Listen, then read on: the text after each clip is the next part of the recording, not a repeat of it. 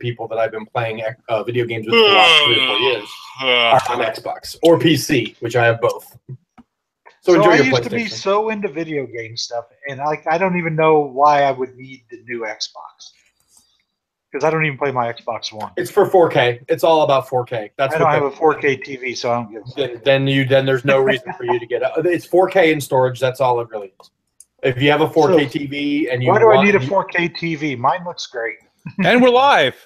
Yeah, we are live. But yeah, I mean, at some point, your eyes just can't tell the difference, right? So right. I've got a 4K TV, so I don't mind getting it. But yeah, the difference, the jump from 1080p to 4K was noticeable, but not enough to make it worth it. I got a good deal on my TV. Is the only reason I bought it.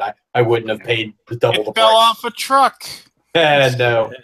I would say it's not nearly as noticeable as the jump from standard def to 1080. Oh yeah, now that was a life-changing type of like, wow, look at this.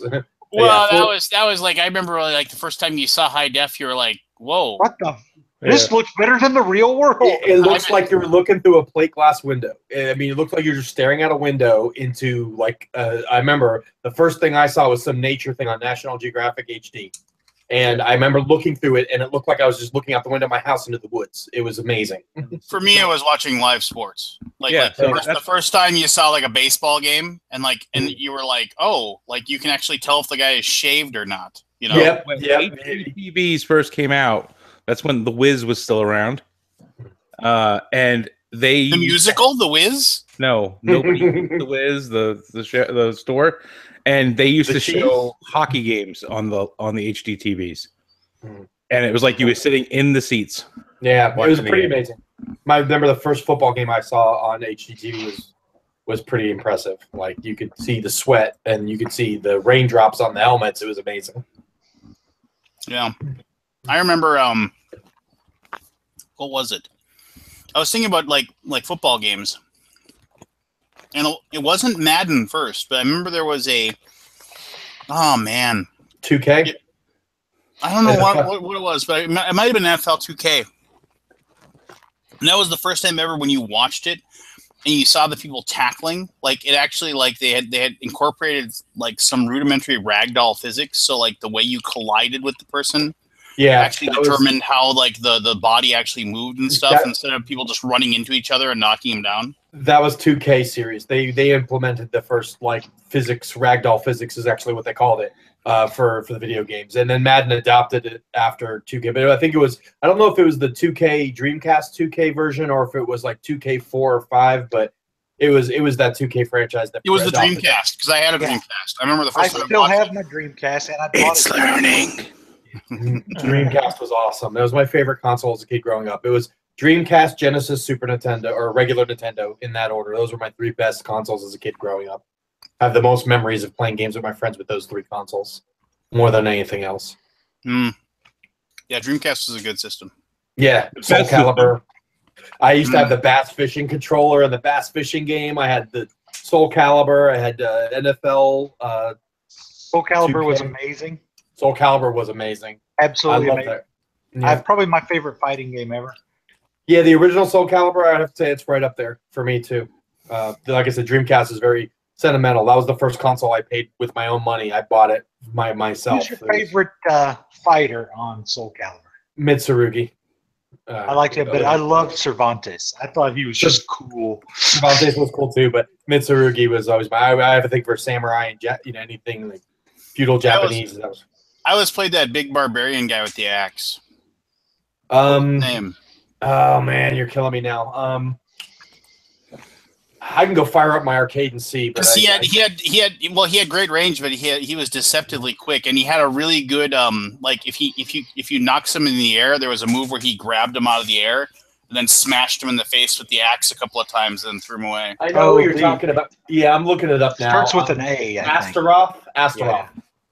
Yep, there was Arthur, Astaroth, Edgemaster, Ivy, Killick. Killick was the guy with the staff. I remember him. He was also Aldo was creepy as hell. Maxie. I did like Maxie too. I forgot about him. He was the Bruce Lee guy with the double nunchucks. He was. Oh yeah, I liked him.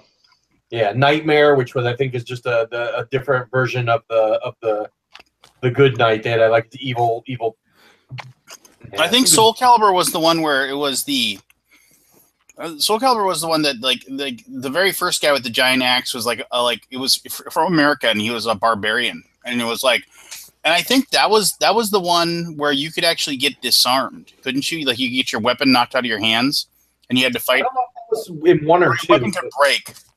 One of the two, and then you were forced to like actually fight, like punch and stuff.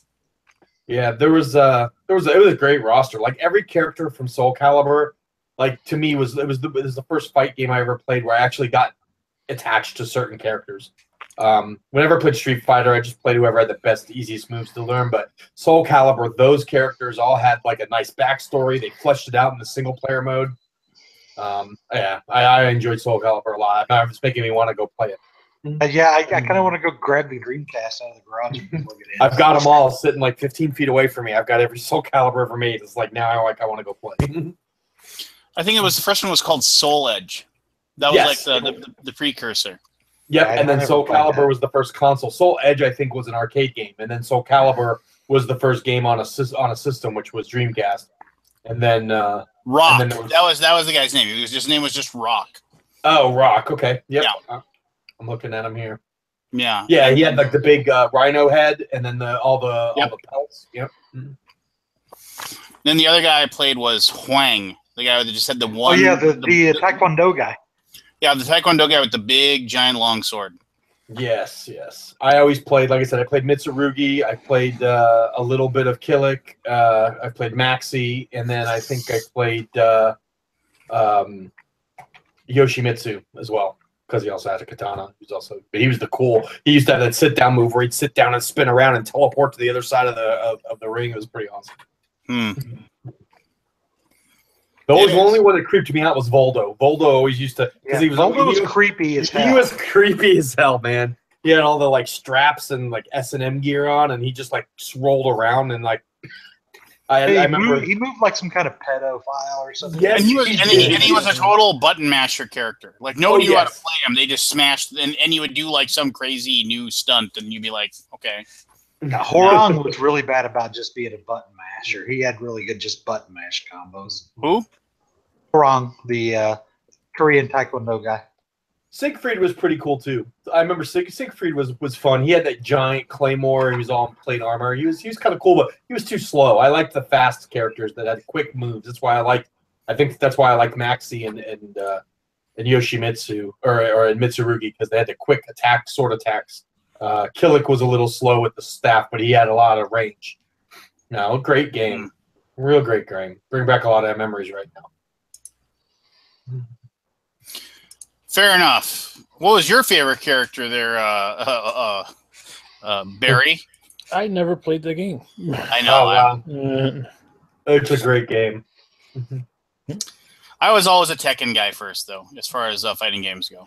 That was my jam. Tekken was cool. I had that on my PlayStation 1.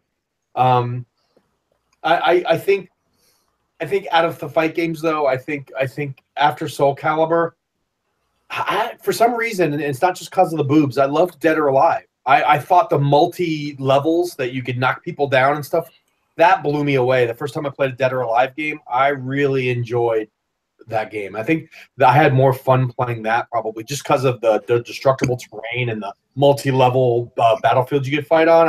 For whatever reason, that game really resonated with me. I realized I was crazy. Horong was in Tekken, and that's who I'm thinking of in Tekken.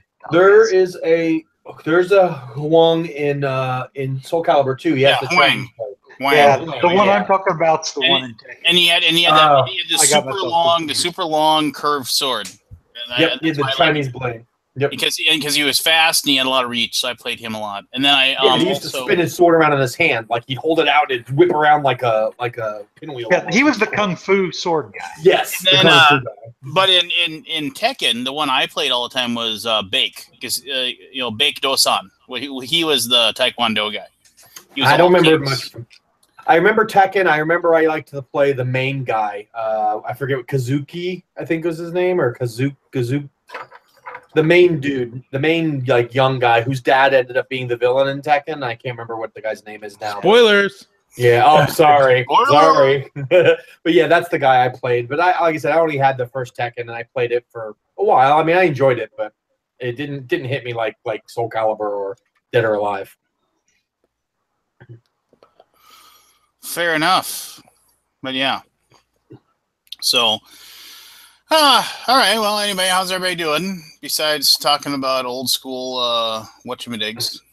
Well, these last few weeks have been crappy for me. So, with my wife breaking her arm and me throwing my back out, this last 2.5 weeks have pretty much sucked. Everything's coming up you. Yeah. That sucks. Yeah. So it's okay. I'll get all my bad luck out of the way now and then have a nice holiday. So.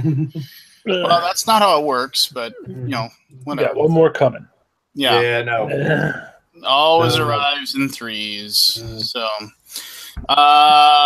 is anybody?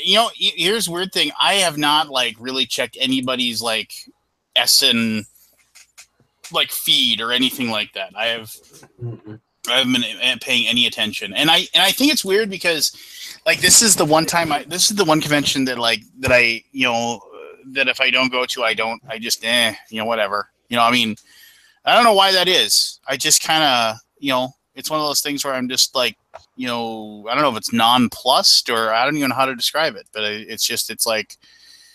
maybe it's because there's way too many games that you'll never see anyway, so it's kind of tough to yeah. I mean, me and Keith were talking about this a little earlier while we were off air. Is that we just kind of got burnt out and are kind of stepping back from board gaming almost for a little bit. It's after Gen Con and all the games. I mean, we've had so many games already that have come out this year. It's just I don't even care about Essen. I don't care about what's coming out. There are a couple games that look interesting that I'll probably get this holiday season, but it's I could care less about Essen right now because I've still got 40 games from this year that haven't even broken the shrink in yet. So it's why do I even care about what's coming out when I've got so much from this year that I haven't even had a chance to get to the table? So it's just, I don't know. It's just the deluge has gotten me to the point now where I just I don't even want to play board games. I just want to play some other stuff, do some other things with my life for a while, and then kind of build back up that hype for playing board games again.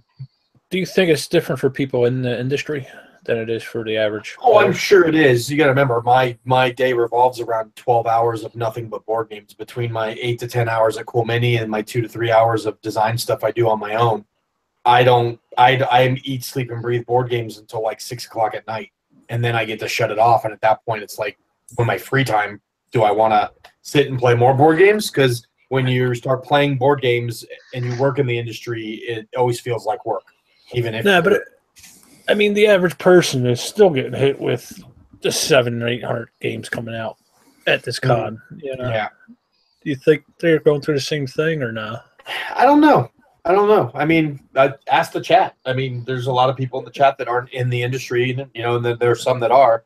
I mean, what is your take on the last few years? I mean, we're talking almost 1,000 games at Essen every year for the last couple of years. 1,200 new games at Essen. 600 or so coming out of Gen Con every year for the last couple of years, not including the couple hundred at Origins and the rest that are sprinkled out. I mean, we're looking at what, $2 to $3 grand. You think a couple hundred games come out at Origins? I don't think they have that many. Maybe not. That may be over exaggerated, but it feels like it. Either leading up to Origins or at Origins, it feels like there's still a lot of games coming out. I would say between 50 and 100.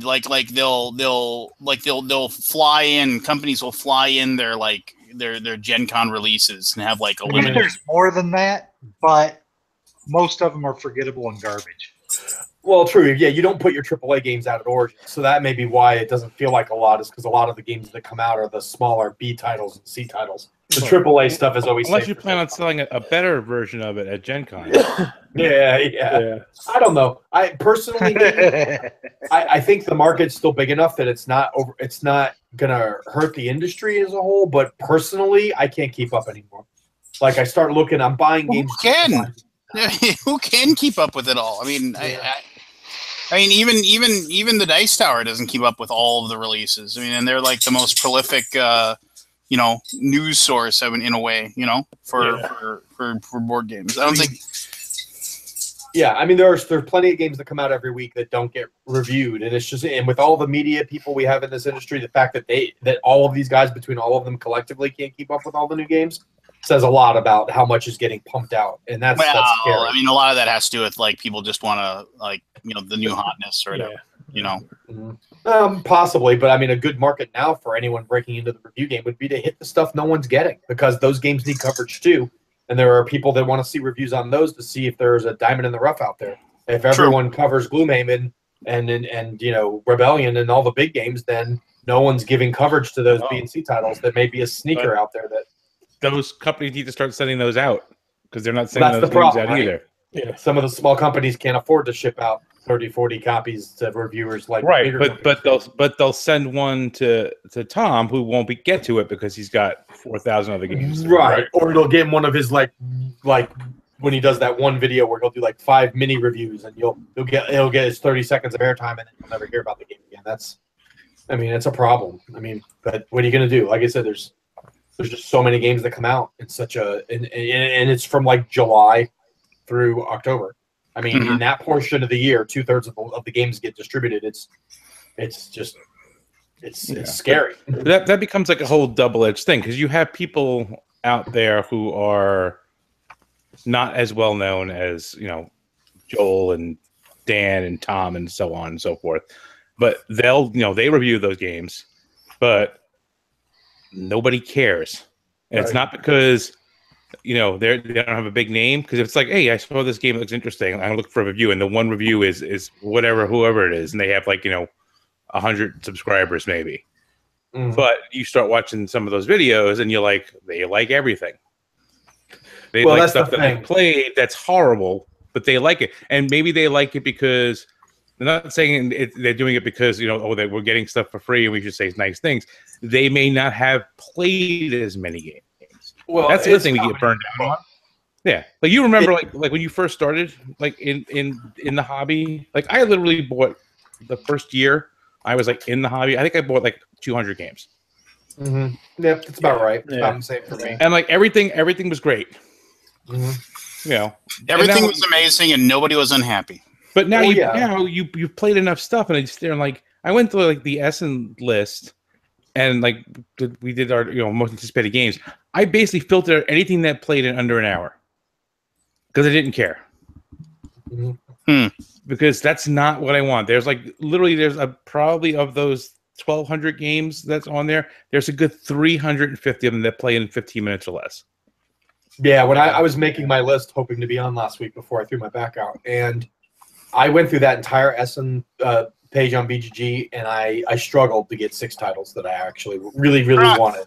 And that's mainly because I'm being a lot more selective now, because I just can't keep I've got a much bigger house, and I feel like I'm already starting to run out of space, and I shouldn't be, because I quadrupled my game space from the previous house. So I feel like it's just hit a point where I'm going to be extremely selective, and I'm going to cull about 300 games out of my collection, and I'm going to stick to the number I've got, and I'm going to get rid of something to get something. It's come to that point now where if I don't do that, I'll just stop buying games altogether.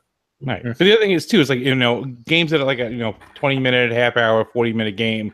I'll play them eventually. I don't need to own it. It's not like, oh, I want to have that game to be mine. And if you don't play it, I won't cry over it. Right. And then all the people who were all excited, who are into those quick games, who are all ranting about it. And then when you do play it, you sit there and go, wow, why are you ranting about this game?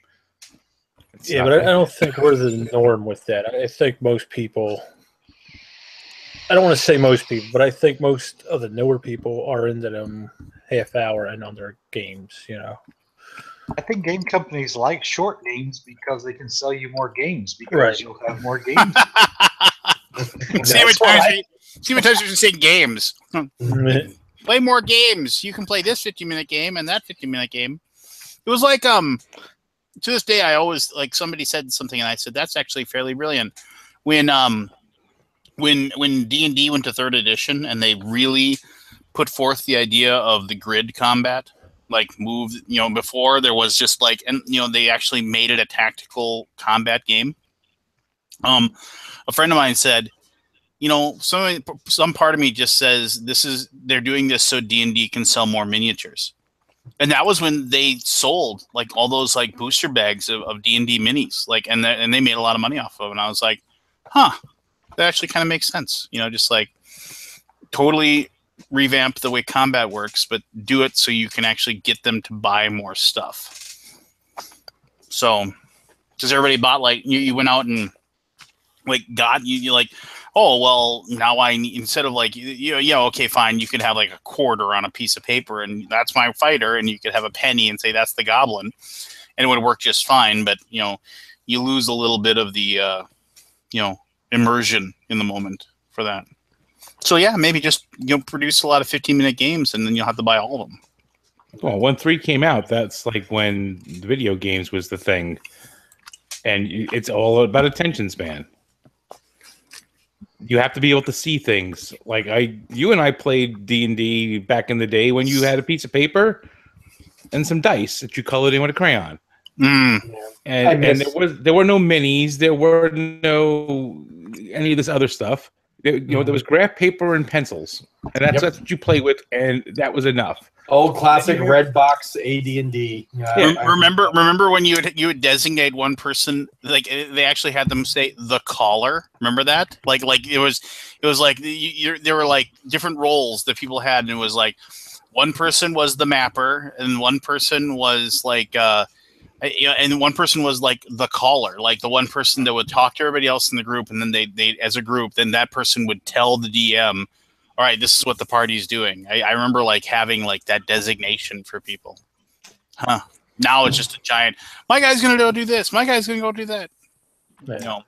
Games were so much simpler back then, but sometimes I think you lose a lot of the nostalgia and the fun factor when you get to the way that games are now. Because I remember having so much fun playing the old Marvel Superheroes role-playing game and that old Red Box AD&D game, and I remember having just as much fun playing those back then as I do playing some of the more advanced role-playing games in the last 5-10 years. Pete, you know what I have? What? The Marvel Superheroes pewter miniatures. Oh wow! I haven't seen those in years. That's awesome. Yeah, I found them at my mother's house when she moved, and I was like, "Ooh!" And they're all still in the box. I remember when I was at Grand Con like 4 years ago, and I met Jeff Grubb, the guy who designed the Marvel Superheroes role-playing game. Man, I asked him about 1,000 questions about it. Just totally. Sorry. Yeah. What? What? Nothing. Ignore me. He's playing Destiny 2, the slacker. Slacker. I'll be right back. But yeah, we have like a societal thing. Everyone's got to get instant gratification. You got to be able to say, "I went to game day on Saturday. I played 27 games." I could care less. I was watching and listening to people's like Essen anticipation lists, and I was one of them. I was looking at it, and I just sat there, and in my head, I figured it out that they could play every game on their list in a game day. That's crazy. I like to sprinkle in those light 30-minute or less games every once in a while, but they don't hold enough interest for me. They're fun. They're great to play with my daughter. Great to play as an in-between game while you're waiting to set up something bigger. But yeah, it seems like there are more of those coming out. I worry that that's a trend that will continue because of all the new blood that's coming into this hobby. That it's going to keep attracting those casual 30 to 40-minute games. Oh, the one I understand is all these 5-minute games. Like, it's a 5-minute game and it's portable. You could play it while you're waiting for food at a restaurant. Well, unless I'm playing it by myself, shouldn't I be talking to the person that I'm actually went to dinner with? It's like... No, why would you do that? That's why they got cell phones. So someone sent me an email the other day about a Kickstarter they're doing about a game that plays in 2 to 5 minutes. And I was like, maybe you guys should kickstart a way to get people friends if they need something to do for 2 to 5 minutes that they can't talk to each other. Yeah. No, I don't know. Those small micro games and the real quick 5-10 minute games. Those I don't even classify those as games. They're more as activities to me. Yeah, I never liked those micro games either. Love letter and all that, they never held my interest. Oh, I don't mind those games, but it's like you have them. We don't need like everyone to put out like 50 of them a week. Well, are they still real hot? I'm not. No, not necessarily the micro games like that, but all these games that play in 5-10 minutes. Like, I don't need a game that plays in 5 to 10 minutes. if we are having a game day and Joe and I are waiting for Pete to show up, I will talk to Joe for 5 or 10 minutes till Pete gets there. God, Pete, hurry up, please. I'm running, Joe. I'm running. I swear. God damn it, Joe. Let's talk about how fucked up it is that Pete's making us wait. But hey, that is true. I promise I wouldn't make you wait, Anthony. As long as you promise, if you ever sell those Marvel computers, you call me first. I will. I'm gonna tell him though. I don't know. I didn't think you would. It doesn't happen that often. I just run in different circles. So, like when I throw down a game, generally 4 hours is generally like a shorter game for me. So, well, yeah, you like to play the big, long, XXXXXX. Just whether you play it or not, you just hear about it when people talk about games. Like, oh, it's a great game to end the night with. It only takes 10 minutes. I'm like, why don't you talk about the games you played up until those last 10 minutes and wrap the night off? Just figure out what you're going to do next week for game day in those 10 minutes. You know, I've got like what? I guess I only have one of those. I guess I have Deep Sea Adventure. Does that really well. That's all I use it for too. I may have one or two. I may have a couple of those under 15-minute games, but not many. I think like I have the dice. I have that one Batman dice game from Cryptozoic. I think I've got a copy of Batman Love Letter. That may be the only games in my collection that played that quickly. I've got a few, but I don't need more of them though. That's the whole thing. Yeah, like those two are more than enough. I'll never buy another one unless it's something specific that just completely catches my interest. Like if they made a Jaws game like that, I would be like, okay, I have to have that. But other than that, yeah. As long as there is $100 free shipping, those games will be sold because there's going to be people that have $92. Damn it! God. Yeah, that's true too. I bet you a lot of those games are bought as fillers to get that free shipping. Cheaper to buy the game than it is to pay the $12 shipping. Yeah. But I mean, you can manufacture a game like that for so little, and then I mean, most of those games sell for like $20. Well, yeah, and I think that's part of it. People see that it's only $20, so if it does suck, they're not really losing anything, you know. Right? It was $20. That's $20. That's $20. Compared to like 50 or 60, or you know. I think the markups on those kind of games are really, really good. Like really good margins.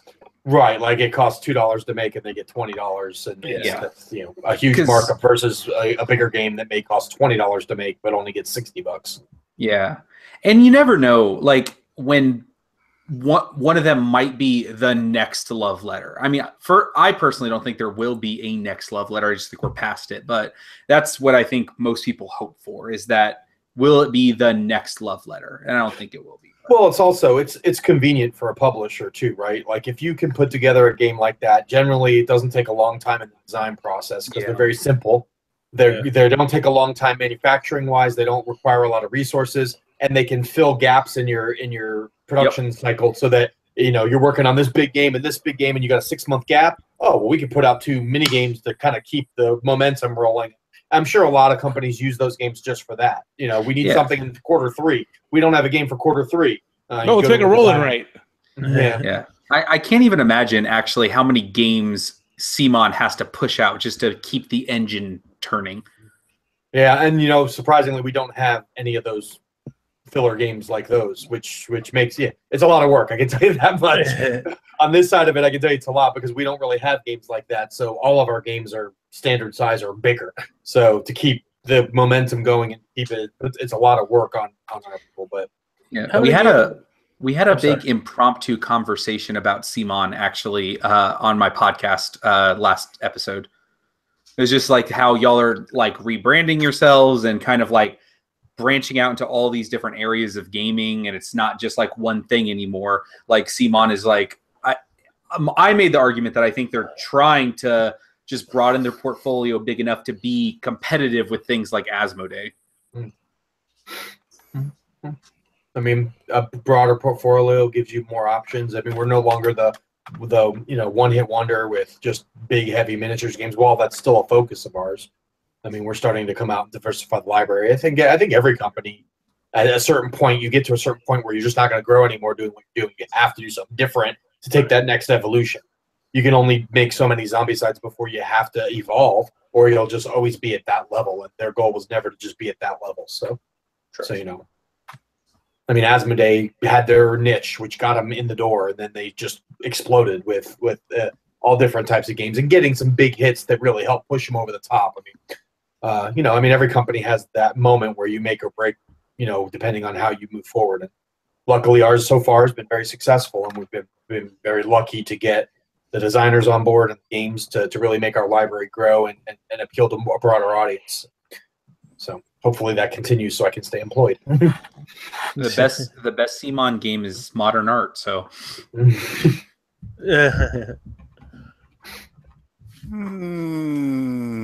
Oh, we're not talking about TMG. Lance is going to sleep. No, I'm fine. I was just going to say that isn't their best game, but that's fine. What do you, I mean, for what I like, I think Modern Art's a great game. I think Modern Art is a classic, great, phenomenal game. Okay. Okay. That's what Lance thinks about that. All right. Well, yeah. I mean, no. Hey, somebody's got to remember this. What was the name of Artana before they were Artana? I keep forgetting. I know. Hold on. Don't look it up. What was it? No, I'm thinking off the top of my head. Sure, I had Dirk on my show before he changed the name.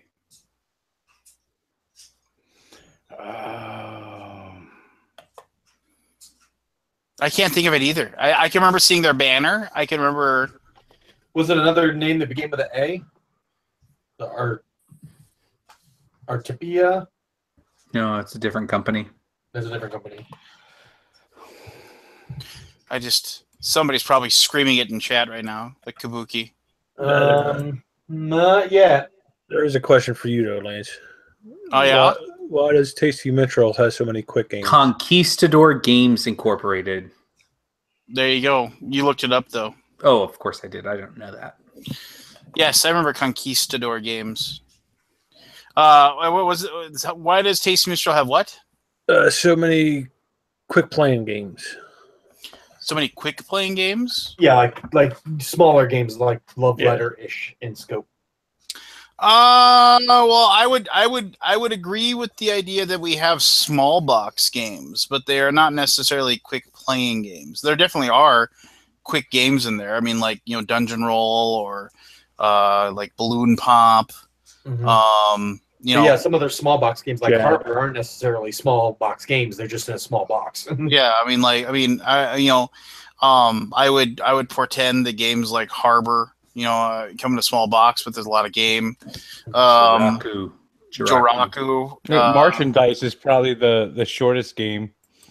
Yeah, Martian Dice is definitely. Did you use air quotes when you said game on that? Jab is at least a 2-3 hour game. You know, Jab. Yeah. I've never played Anthony's Jab. favorites, Jab. I have a copy of Jab. I never played it.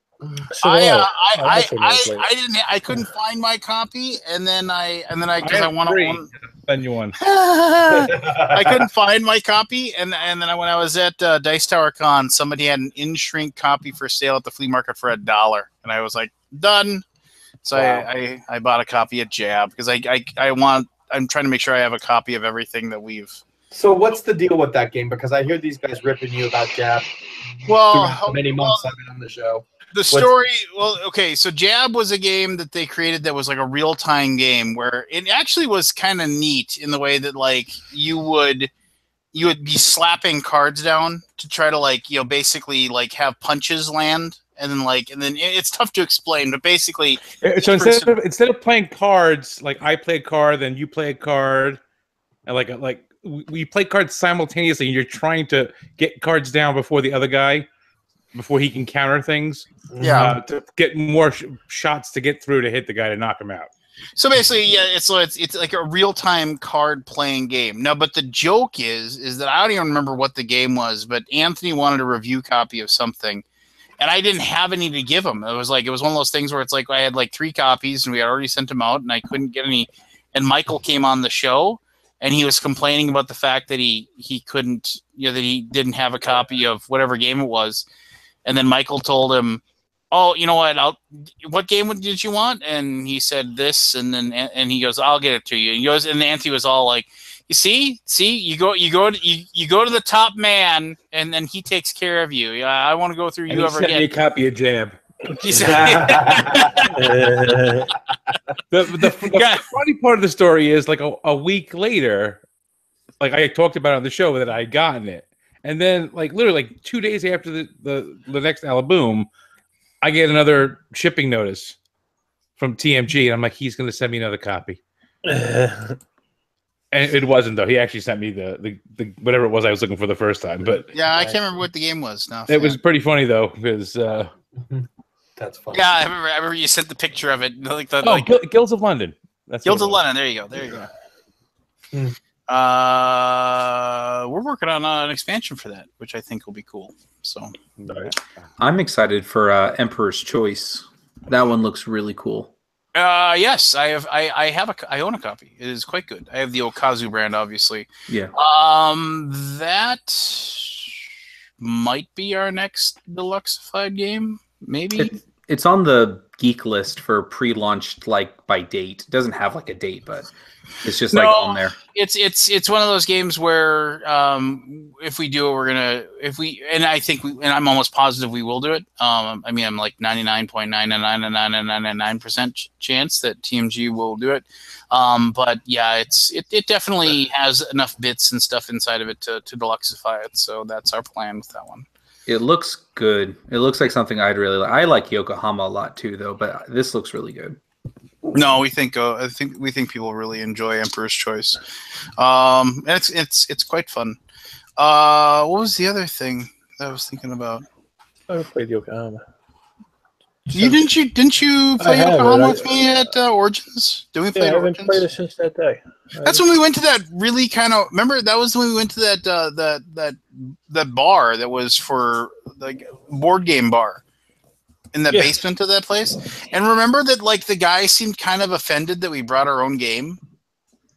Yeah, like he came over and he's like, "Oh, what do you guys want to drink?" And like we all ordered a beer and there was like 3 or 4 of us. Yeah, and then he's like, "Okay." Yeah, and he's like, okay, well, you can go ahead and you can, like, those games over there. And I don't know if there was, like, a board game rental fee or something like that. And then we just said, well, actually, we got, we brought this and we're going to play it. And he was just like, oh, well, most people don't bring games from outside. And I was just like,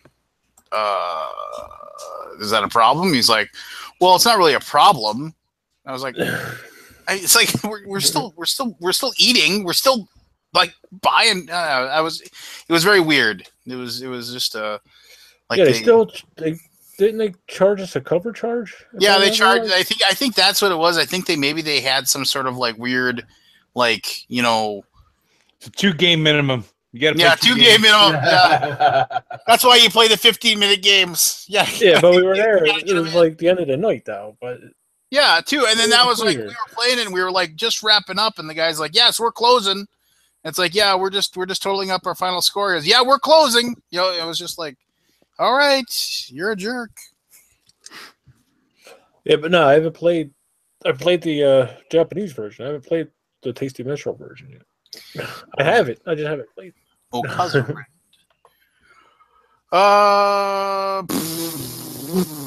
Anybody backing anything good on Kickstarter right now? No. Actually, all of mine are over. I'm saving up now for Batman. That's pretty much the next one I'm going to Didn't go for Joan of Arc? Nope. I was going to go for Joan of Arc, and I was just like, I don't know. All or nothing. 500 or nothing. Yeah, and that's what it is. And I don't know if I want to drop $5, right? I mean that's a long haul. Did you guys see the freaking dragon at Gen Con? Yep. Yeah, I mean it's ridiculously huge, but then it's like, okay, that's cool. One, I'm not a good enough painter to paint it because I know I just screw it up. And I mean, it's I don't know. I'm waiting for someone to actually back it so I can just get the dragon as the add-on. That's all I really want. I mean, that's what I'd want too. I just want that dragon model, just so I can kind of have it sitting there. But I already have the there was the Reaper Bones Dracolich that was huge, like Veramathrax or whatever. I mean, the thing weighs like 25 pounds. It's, you know, here's the weird thing. So like, I have all these Reaper Bones minis, and they're not bad minis by any means. They're you know, but since now that my daughter and I have gotten into Warhammer, like, it's just like I can't even if I fish out one of those miniatures to like paint it, I'm just like, ugh. I'm like, snob. Yeah, I know. I totally. They're not bad for the price. No, they're not at all. I mean, they're actually pretty good for, like, I mean, you get a giant ogre that's like this tall, and he costs like $4. But it's like I'm looking at him and I'm just kind of like, yeah, you know, just like, you know, I mean, the game, the GW minis are like pretty fantastic looking. I mean, they're really good. And no, it's so, yeah, Rylan and I have created our armies. There's a big skirmish tournament we're going to be playing in November. I'm just I'm kind of looking at my I am like this close to going over to my painting table and like just like taking all the Reaper's Bones minis they have and just put them in a box and just put them away. Like the pledge manager for it, like for the last Reaper's Bones thing, like I backed it like for $100, thinking, okay, I'll add more stuff to it. And I'm looking at it, I'm like, I don't even want the $100 stuff now. I know. I'm totally. I will agree 1,000% that I'm very, very snobbery about it. Do you have the big Cthulhu? Oh yeah. That's another good mini too. I mean they're good. I mean they aren't great, you know. And there just comes a point where it's just like, well, do I even need this stuff? You know, I don't know. It's good stuff. But man, Warhammer minis are so good. I mean, they're so well made. I don't know. Anyway, actually, I have like as far as Kickstarter goes, there's a pretty cool game called Downfall. Go back it. Anyway, I already said I backed it. I know. Back it again. Back it twice. Hey, if for some reason your children don't actually age, the Storm Hollow Adventures expansion is on Kickstarter now. Oh, really? So if your kids who you backed the original one for were the perfect age to play a game like that, and then they're all like in college now, maybe you can play with your grandchildren. Just saying. I don't know. Just saying. I'm backing Root right now. So angry. Root. I'm very excited about Root. Like a root down. Get the root down. Put the root. I'm backing the Too Many Bones expansion. Yeah, I backed that one just because. Why not? No, this is the first time in a while I'm not currently backing anything. Everything I have is either waiting to ship or is already closed. I gotta ask Joe a question about Root. Mm-hmm. Someone made a comment on Twitter that this is like an entry-level coin game. Well, that's what Cole designed it off of. Okay.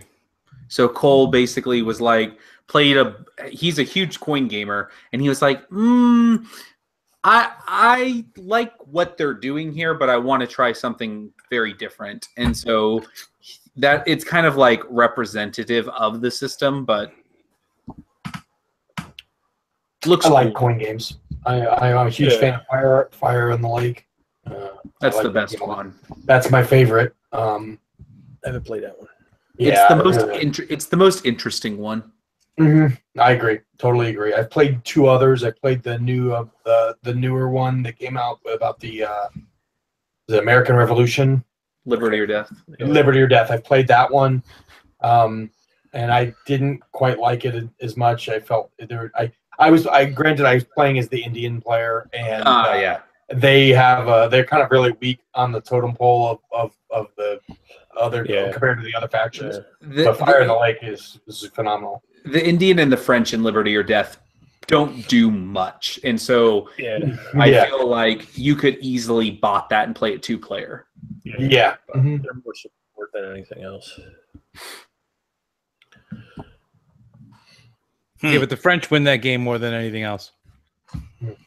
True. I just don't like that they're just inactive for half the game. Yeah. Oh, I don't think this Stormhauler Call to Adventure game is gonna. I don't think it's gonna. Well, I mean, it's 14 days to go, and they've got $1,800 of the 35 grand. Yeah, but by the time it comes out, it'll appreciate from the interest at just regular savings account rates. Tell you, I am looking forward to that Highlander the Duel game.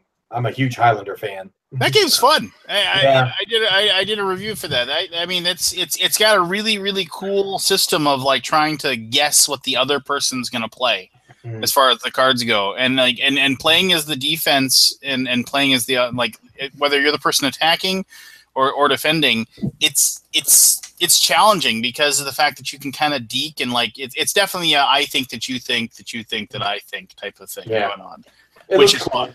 I'm a huge Highlander fan. It could have been nothing, and I still would have backed it. But it's I'm excited to get it though. It looks good. Yeah. Well, do you own the Blu-ray for Highlander 2? Yes, I own them all. I own them all. I've got the That's Mario wrong. Van Peebles Highlander 3. No. The correct answer to my question, Peter, was there was no Highlander 2. I didn't say I watched it, but I do own it. Freeman of Geist. I try to forget that movie. Oh God! You own it, so you can't. I still remember when we as a group, me and my friends, we heard that Highlander 2, I was going to have a sequel, and we were all like super excited for it. And I forget what the other movie was. Well, we had to decide between then we kind of saw the commercials for it, and we were like, this doesn't look really good. And then we wanted to go to this other movie, but there was one of my friends in the car was like, I'm not going to that movie. I don't want to go to that movie. Let's go to Highlander 2. And I remember we all left there. We're like, you owe us $6 each. Because we're just like, this was the worst. That the one in the future?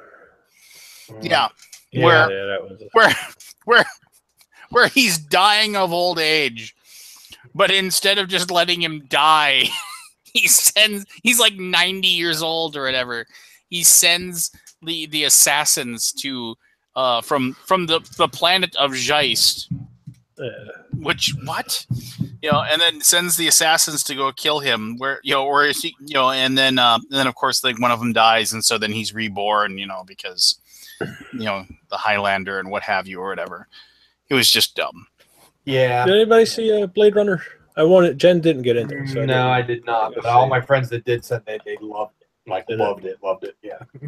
If you can see it in the theater, if you can, because it's visually, it's pretty fantastic. Yeah, I'll have to see. One of my friends see which one. I did buy my tickets. I did buy my tickets for episode 8 though. Oh yeah. Got to get on the early one and get the free poster. I same, and then I did it, and I got it for, it's just not opening day, but the next day, the 9 a.m. movie where there'll be almost nobody there. Yeah, nobody's gonna be screaming and yelling, and I just told my daughter, I was like, you won't be going to school right away. I got it for the day before. Our theater had a Thursday night preview at 9:30 p.m. But it was selected seating, so I was able to get a section right in the middle. So I was like, yeah, I'm going to jump on it, and then I'll probably go and see it again, early in the morning on Friday or Saturday. The problem with going to that is people are yelling and screaming, and you miss stuff. Yeah, I mean, but there's a certain buzz about being there on being the first people and see it. It's. See, I used to think that. I used to feel like that. Because when the prequels came out, which I went to opening night, the midnight showing for all the prequels. And we made a big deal about it, and that was kind of cool. And those movies are horrible, so who cares if you miss some part of it? But that was kind of cool. Same thing with Lord of the Rings. Went to the opening nights of those. But like maybe I'm just old and crotchety now. Well, I know I am, but Yep. but it's just kind of like, you know, it doesn't matter to me to like get there, you know, that early. It's just like, whatever. Yeah. I get you.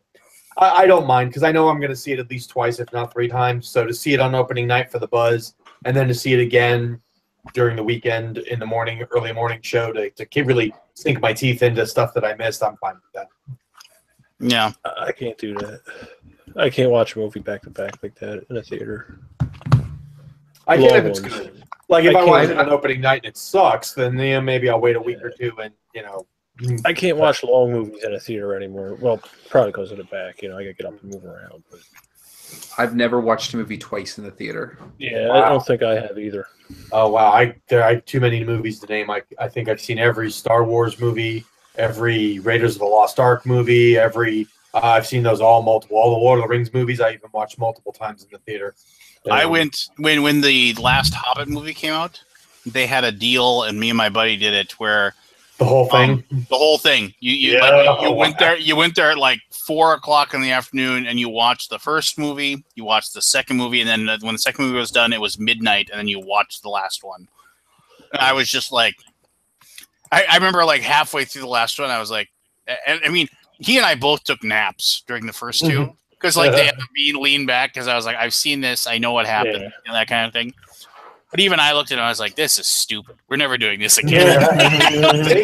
What's crazy is that our theater had the mega bundle thing where you could see the original 3 Lord of the Rings movies and the Hobbit prequels all in order. So you'd watch the first 2 movies on the first day, see the third movie at midnight, and then they rolled right into Fellowship, 2 Towers, and Return of the King.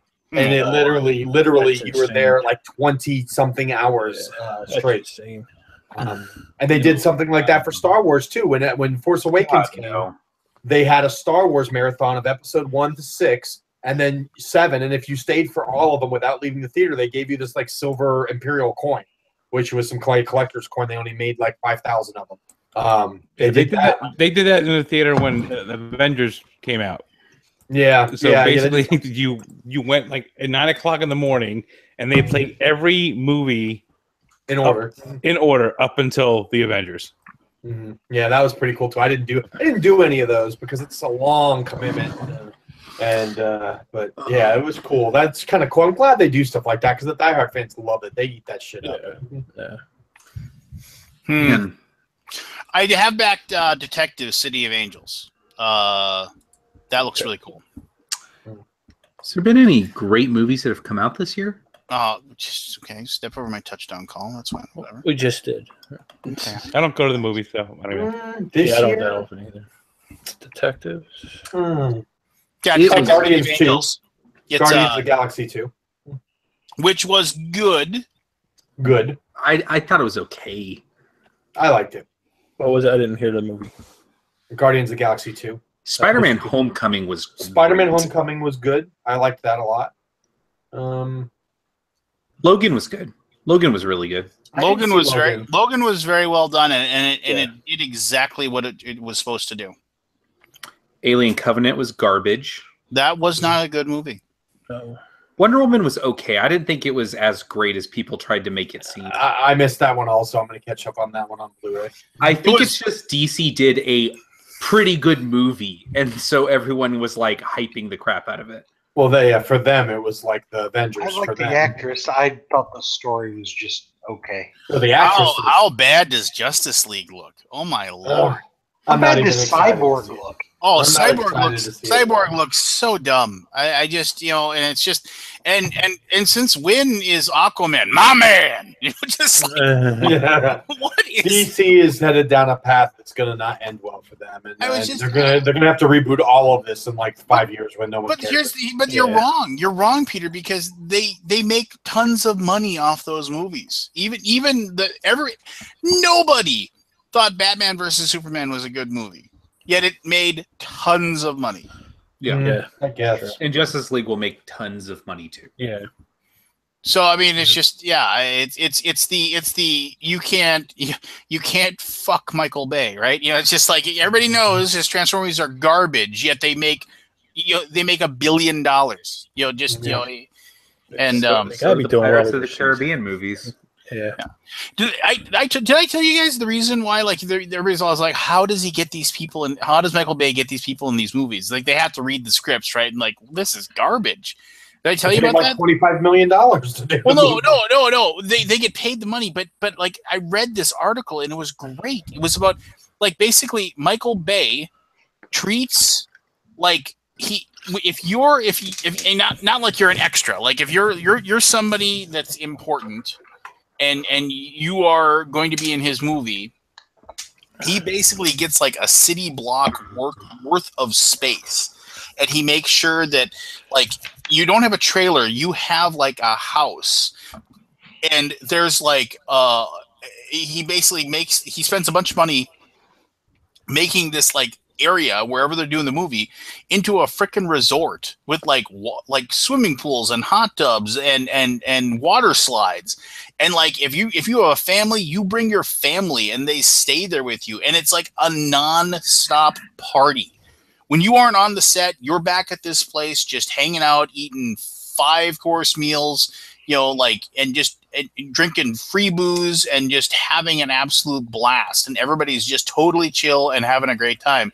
And basically he treats all of his and they say the other thing is, when they watch him, whenever he's a director, all he ever does is tell everybody how amazing they are. It's like, you are like just basically totally positive the entire time. Like, you are so fantastic. You're doing just an amazing job. He like never has a negative word to say to anybody about it, anything. They say if you land a role in one of his movies, it's like they beg to be in his movies just because they get a lot of money.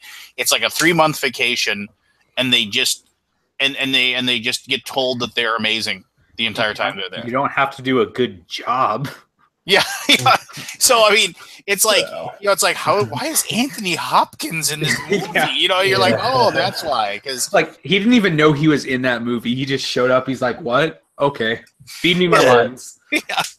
And it's just and hey, I mean, like, it's obviously working. I mean, the guy's just like cashing checks left and right, and I mean, he knows the game's garbage, but it doesn't matter. I don't know. Well, they're making money. I mean, well, yeah. I mean, that's you can have critics say the movies are horrible all day long, but as long as they are, cashing checks and the studio's happy, then and your name's not Harvey Weinstein at this moment in time. Yeah, pretty much. I mean, that's so, I don't know. I think it's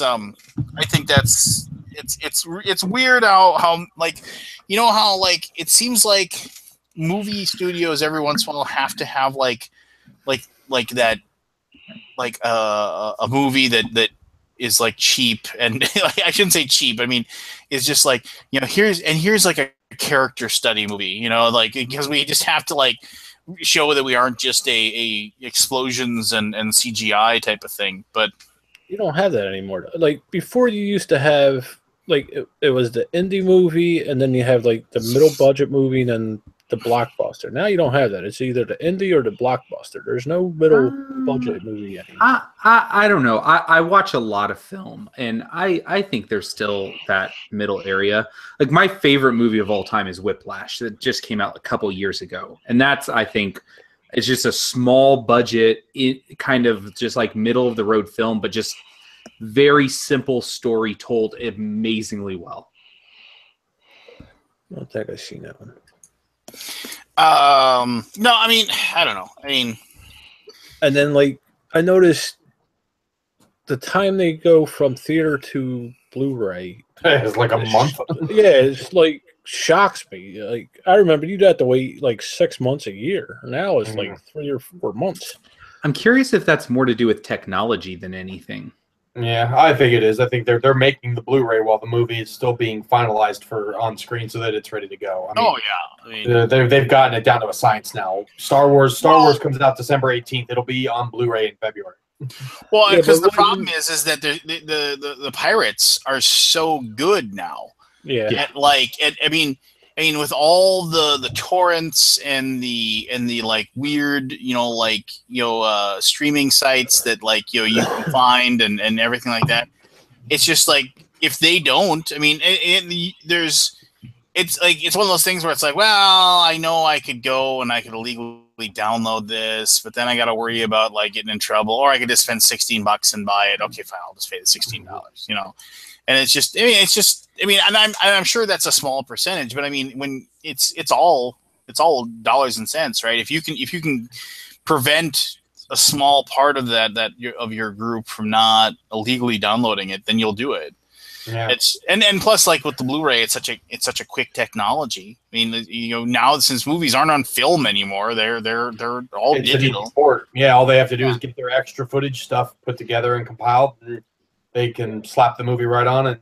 But I don't know about you. I'd buy the Blu-rays and all that for the the extra footage and all that, the behind the scenes stuff. But I mean, but even rare. I'm not saying that there aren't people like you, Barry, but I mean, even people who buy movies are getting less and less and less all the time. I don't buy that many. I'm just saying. Yeah, no, I've stopped a lot since Netflix and stuff. Now it's like, why bother? I don't buy ones I need to have. Yeah, I don't. Is the older your kids get, the less DVDs you buy. Like when my kids were little, like we bought like Wiggles ones. We bought all the Disney movies. The Wiggles. Shut your mouth, Anthony. I don't want to hear the Wiggles to pacify them and shut them up. That's all. But yeah, because it was like, oh, what do you watch? Go watch the. I got to do something here. Put the TV on. I want to watch this. It's not on. This is before DVRs. But here's the weird thing. Boom. Throw a tape in. My son was 4 years old. He could figure out how to work YouTube. I mean, basically, because like the little videos about the different either different cartoons or like the different like toys or games, like he could figure out how to use the little touchpad and click on it and watch that video. I mean, and he gets it. I mean, it's just like, it's even to the point now where you just need Wi-Fi. I mean, and you don't. My daughter's 6 and she knows how to work YouTube also. She watches all those videos. Yep. I mean, it's one of those things where what is it? Like I remember like our kids, like my daughter liked Thomas the Tank Engine, and we owned probably 20 of those DVDs.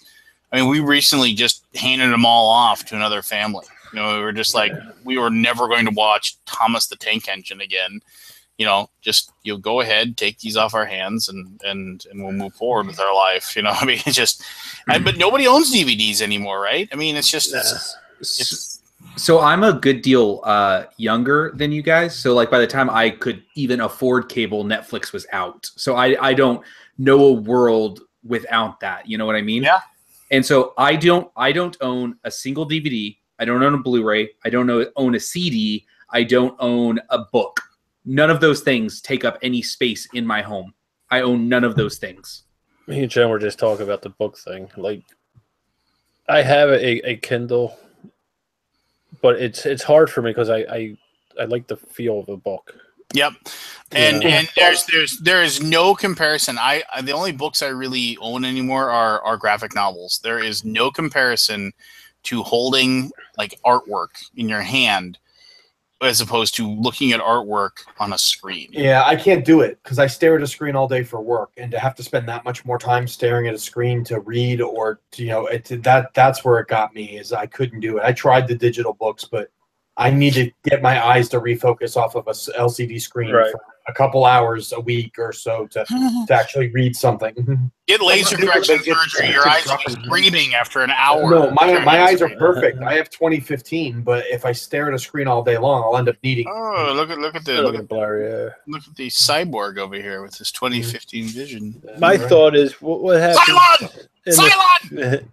What happens in the future? Like, we have text from 600-700 years ago, maybe further back than that. What happens in the future? How will history remember stuff if they won't? Because they'll be dead. Well, the sun will explode and we'll all be dead. But I mean, if Skynet wants us to remember stuff, they'll make it happen. Yeah. No. I watched a show about a month ago, and they talked about like what the Earth will look like 1,000 years from now. Like under the idea that human civilization is gone. Like we've done something, we've destroyed the environment, we've done something, and like what would be left of us? It was a little grim on some things, and it was, but they talked about how like the forests and things like that would reclaim the cities, and how they would actually. It was actually pretty interesting, just how that would roll and how that work.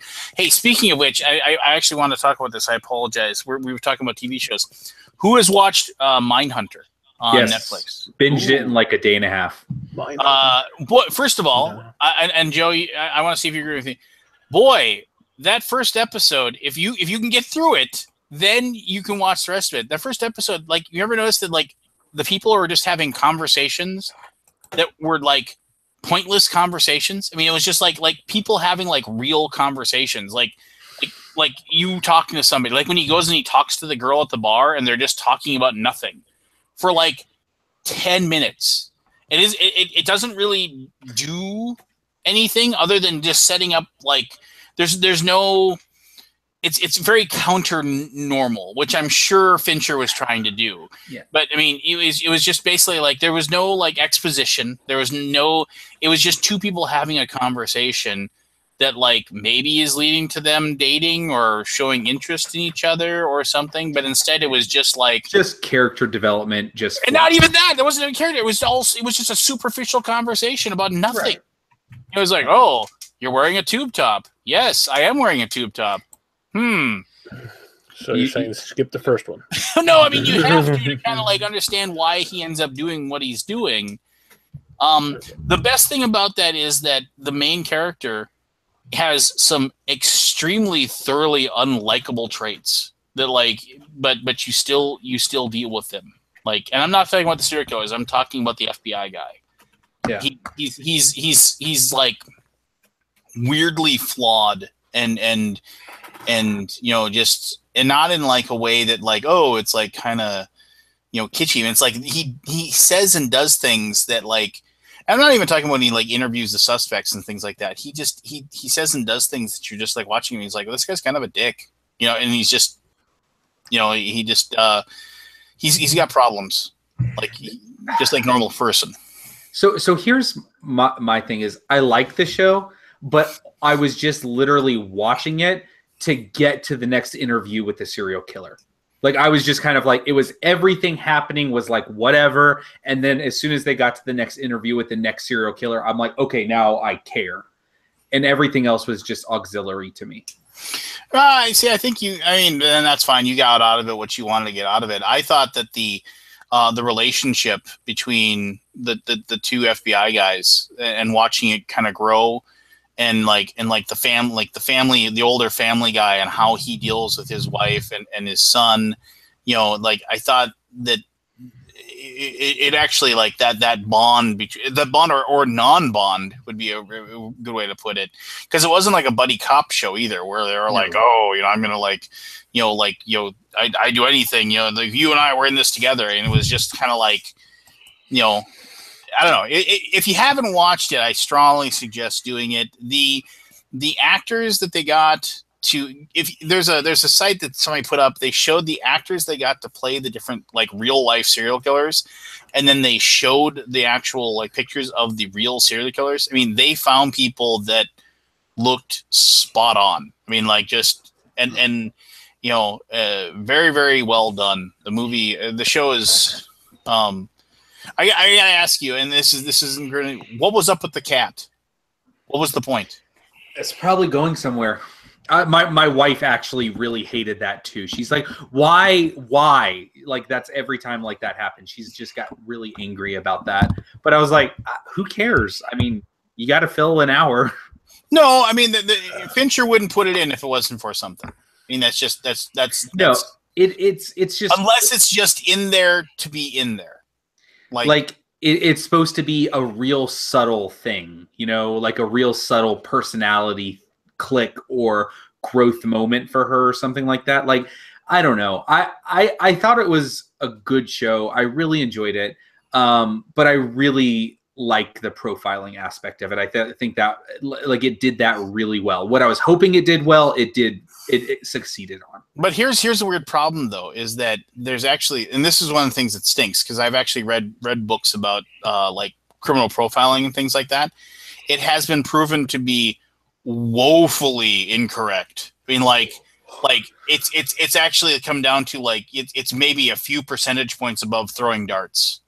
For some of like the profile, like the experts at profiling, and I mean, so that's in the back of my head because I really like reading about criminal justice, and I like reading about how our system is kind of screwed up, and I like educating myself on that, and the profiling idea is just kind of like. It isn't a science. I mean, by any means, it's something that like we can theoretically get an idea of what's going on, but it doesn't prove much. So in the back of my head, I'm watching this and I'm like, but I know that this is like, I mean, admittedly, yes, okay, it's the beginning of these people like figuring out that serial killers exist, like and what they do.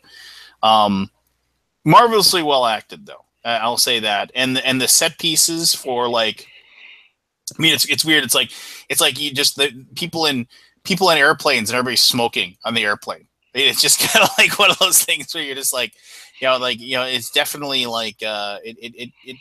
I always wonder, where do they find all the old cars? Big warehouses full of them in Hollywood somewhere. Well, I know, but I mean, it's just kind of like, but I mean, it isn't like there's like one car on the road. They'll drive down a street and there's literally like 35 cars on the street, and it's just like, it's like, those are the things that I always wonder about. I listened to a lot of stuff about Hollywood, a lot of podcasts and stuff, and they said that you are 50% less likely to get a movie greenlit if it is a period piece for that exact reason, because it costs so much more money if you're not going to set your movie in modern day.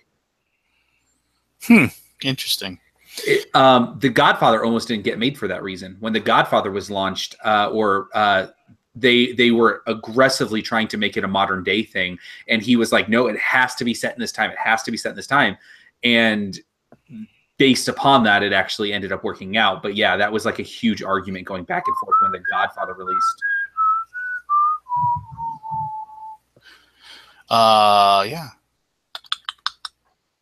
Anthony, you got to weigh in on The Godfather? He's even there. Here right now. He wandered off. Hey, it's Jim.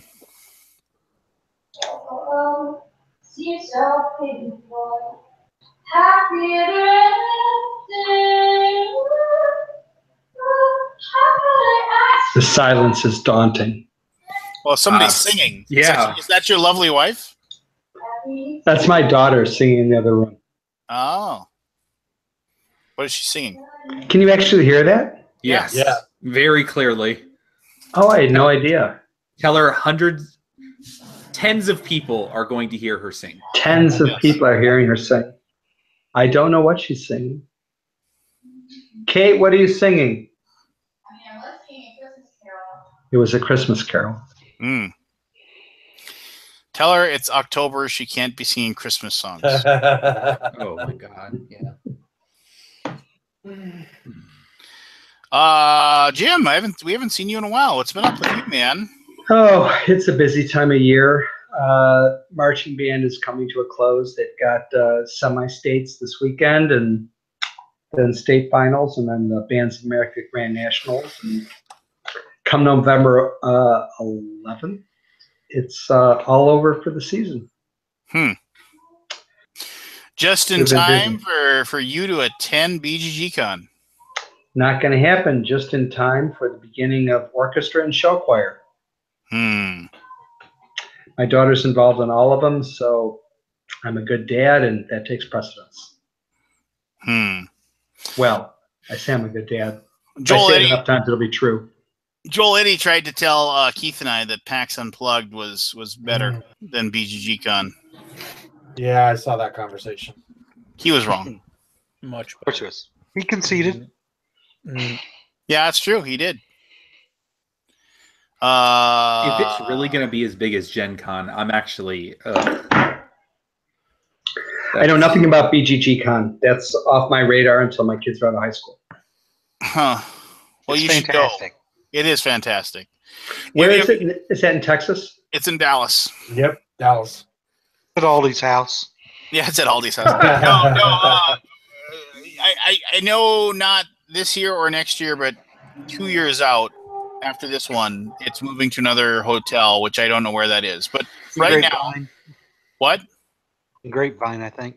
But that's not by the airport, though, right? You will actually have No, that's like where Heart 8 is somewhere. So we'll have around the Uber there, basically. Yes, we will not be able to. There might be a train. I can't remember what already said, but yeah, whatever. you're not going to walk it. Well, technically, you can't really walk it at the airport either, unless you want to get run over. Oh, yes, you can. I learned that last year. It's 5 seconds through the parking garage, and you're there. I've been taking that shuttle bus for 3 years for no damn reason. Well, it depends on where you get off. It depends on what gate you come in on. Yeah, but you could walk it from any of them. It's super easy. It is less than a 5 minute walk. I'll take the shuttle. I like that guy talking to me. Oh my God! You could be there faster than it'll take the shuttle to get. No, because when I want seriously, because where my plane comes in, and they drop me off at the same place every single time. Where my plane comes in, it's like literally on the other side of the airport. I have to walk. I'm telling you, it's not actually there. I've looked at the map because you drive a million miles. It's right through the parking garage. I've looked at the map. It's no, and like it's one of those things where it's like I said, can I walk it? And they're like, yeah, if you want to walk across a lawn. What do you fly in on, like Air Canada or some shit? Just want to cross the taxis. American Airlines. That's what I fly in on, and the terminal is right through the parking garage. I don't believe you. Well, we can race. I'll wait for you. Okay. What's your flight? Well, anyway, so basically, like the cool thing about it, and it won't be cool, is that it's a hotel right next to the airport. So you land, and the nice thing is that since Dallas is like a hub, you usually can get a direct flight to Dallas, which is pretty sweet. So like I board a plane in Fargo, and then whatever it is, 3 hours later, I'm in Dallas. And I don't have to worry about my luggage catching up with me or anything like that. It's a one-stop shop. You get off the plane, you get a shuttle, which you get your luggage, you pick up a phone, you say I need a ride to this and that. They come pick you up, they drop you off, and you are at the hotel, and you don't have to leave the rest of the time because you are at the place where you are going to be for like the next 5 days, and it is like nonstop games. And it isn't anything else, right? There's like, yes, there's some events and there's some things that go on, but it is just playing board games. And if you want to play games that are in a big loud room, there's a giant main room where you can play them. Or if you want to play games in a quiet, like every single floor has a conference room set aside, like in a big conference room set aside to play games in. And there's actually one floor where all it is conference rooms. There's like 10 conference rooms on that floor, Keith? I don't know. Oh yeah, it's like the 11th floor or something like that. The 11th floor. It's like every single room up there is conference room. If you're lucky enough to know Aldi, you can get into the Glasscock room, which is always nice. So yeah, and it's pretty sweet. So interesting news on my end. Did you hear that Ludofact is building a production facility in Tippecanoe County? No. It's already there. I don't know if it's already there or not. I heard they were building that's where Terraforming Mars was printed for Gen Con a year ago. Are you serious? It was just announced recently on the news that they were building it. I don't know if they're building more on, but Ludofact already has a plant or a facility of some sort up near Lafayette. They only did very few select things there, so they couldn't do everything. It was really small. They're expanding it to be able to do more. Oh, that must be what the news was. It just it was announced this last week. Yeah, the guy gave me his card and said, since you're in Indiana, if you want to come up and check it out, just give us a call. We'll let you come check it out. And I never take him up on it, but it's an interesting play for manufacturers because the idea is that if you send your printing to China and you get so much percentage off because it's cheaper production, you pay through the nose for shipping. And then if the administration puts tariffs on incoming goods from China, then your costs are rising up. So do you pay Ludofact more for the production in Lafayette, but save on shipping because now it's just rail across the U.S.?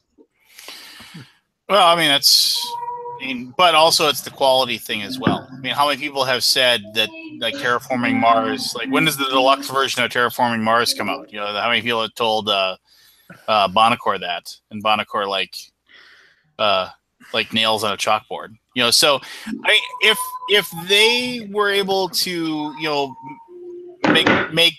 produce games and that looked as good as, say, Panda, then maybe you'd be talking. But I think they still have a lot to learn, you know, as far as... I cannot participate in this conversation. You'll just have to bear with it. That's a bad Panda Bear joke. No, so I mean, I agree with you, Lance. I agree with you. I mean, Terraforming Mars printing is critical. Yeah, Terraforming Mars is an excellent game, but I think a lot of people, there's a lot of people that let's say this: Terraforming Mars, like the quality of the game and the mechanisms of the game, propel it past the quality of the components.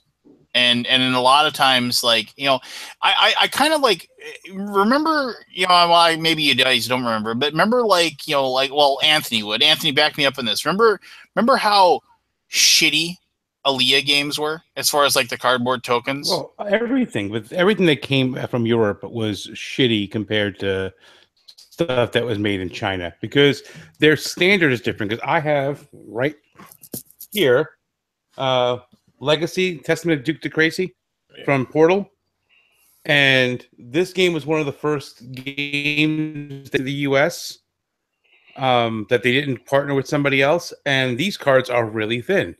But they're good quality for what was being made in Europe.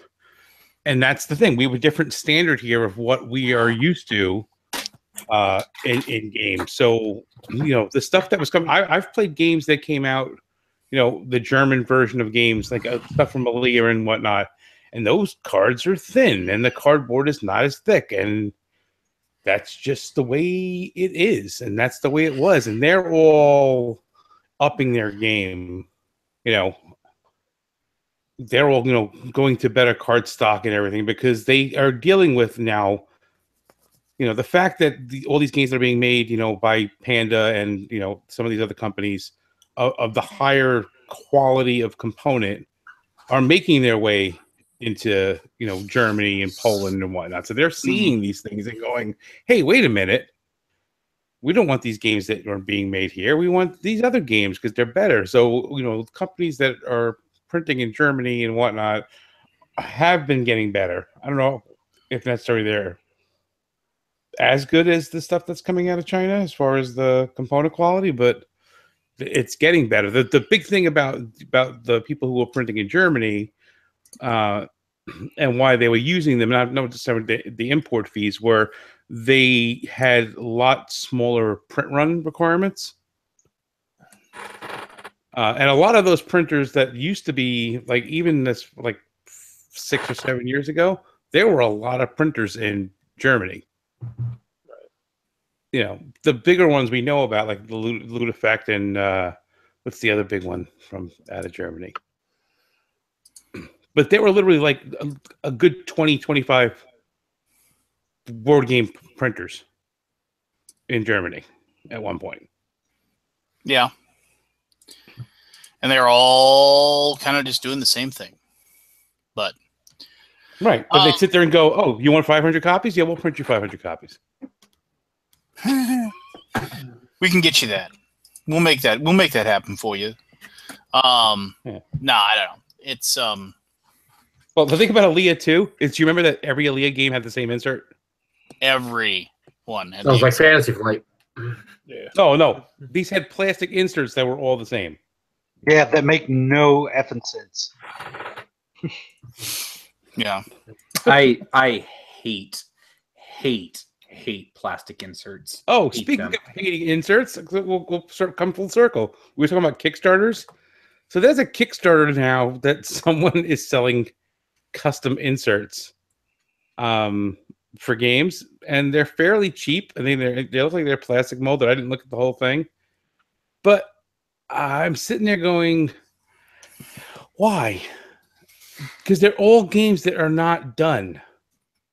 And like it says, oh, it holds this and this expansion, or this and these 2 expansions. And I'm like, okay, so I'm going to spend £8 to get this custom molded insert.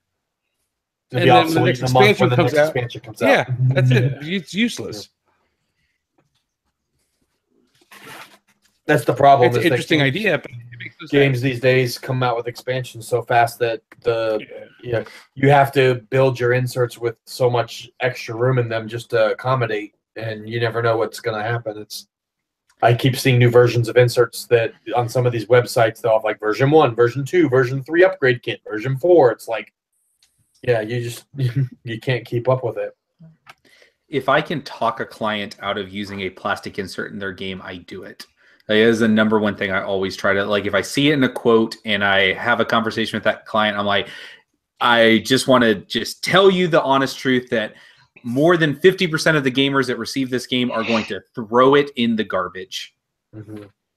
I almost always throw my inserts away because I use baggies for everything. Yeah. You know, like, okay, you know, and I'm rarely this anal about things, but I mean, I take anal. I take like the starting components, like the setup components, and I put them each for every player, and I put them in a bag, and so I can just throw. Oh, here, you're green. Here's all you need. Blue, you just throw those to them. There are rare exceptions where companies have spent a lot of money on inserts, and you almost can't throw them away. Like the Vito Lacerda games, Mechs vs. Minions, Wasteland Express Delivery Service, and then the Vito Lacerda games from Eagle Griffin. I'll refute that one. Because the Eagle Griffin ones, they're all the same insert. No. Lisboa is completely different because it's packed. I mean, it's like 4 layers. All right, hold on. All right, here we go. I got them right behind me. Hold on. Yeah, me too. Hold on. Do any of you have any custom inserts? Like the only one I bought was for Caverna. Yeah, I have a bunch, but I packed them all. I won the broken token one for King of Tokyo, so I own that one. But other than that, no. I'm really good friends with the Meeple Realty guys, and they hooked me up with the Terra Mystica one. Oh, yeah. The Terra Mystica one and the Keyflower one, and the only reasons I got those are because I think those games need it, because they actually help. Keyflower is miserable to set up with baggies. For a while, I made my own. I got into foam core insert building for a while, but it just takes so much time. I haven't had time to do it. But I've probably got about 20 that I custom made myself. I didn't know you were into foam. Mm-hmm. Oh, yeah. Lance is into latex. Y'all should get together. No, we have. Hey, did I ever tell you guys my moth joke? I feel like you're going to. That's just the best line ever. Have I told you guys my moth joke? No, I just don't know if I told you guys my moth joke or not. You know, and just so I mean, if you, I you know, maybe I could tell you my. I sit corrected, by the way. Yeah. Yeah, go ahead. I don't know what I was thinking of, but yeah. I'm not going to be on too much longer, so I'd like to hear this before I leave. All right. So here, okay. So there's this podiatrist, right? And he's just just sitting in his office or whatever, and they say, oh, you're your next person's here, and we'll send them in, and this moth walks in, and he's like, hey there, moth. What's going on? You know, and he's like, oh, hey, doc. I guess you could say I'm troubled. And he's like, oh, you're troubled. What's wrong? You know, what's going on? He's like, where do I start? He's like, well, start at the beginning. He's like, I don't know. Maybe it's just the fact that I've worked at the same job for 33 years, and I just haven't seen the point in it for the last 10. Maybe it's the fact that, you know, when I lay in bed at night, tossing and turning, wondering why I'm even alive, and I look over at this person in bed with me, this woman that I used to say that I loved, and all I see is just somebody there just sucking every ounce of inspiration I may have ever had in my entire life right out of me. And I just, you know, and then maybe the worst thing is my son. You know, I used to say, you know, having a child would be the, like, you know, the one thing that I could hold on to. But when I look at my boy, I realize I don't even love him anymore. And it isn't because he's, you know, like a bad person or anything. I see me in him, and I see the same cowardice that I have towards my own very existence in my life. Because I know that if I would just possibly be even slightly more brave than I am right now, I could maybe finally take that revolver I keep hidden in the garage off the table and put it in my mouth and pull the trigger so I can just end this ridiculous existence that I have. And the podiatrist is like, holy cow, yeah, you are troubled, but I'm a podiatrist. Sounds like you need a psychiatrist. Why are you here? Well, you left the light on.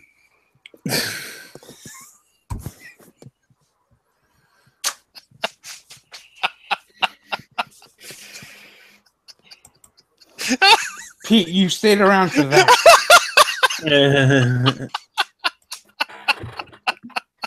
And I already regret it.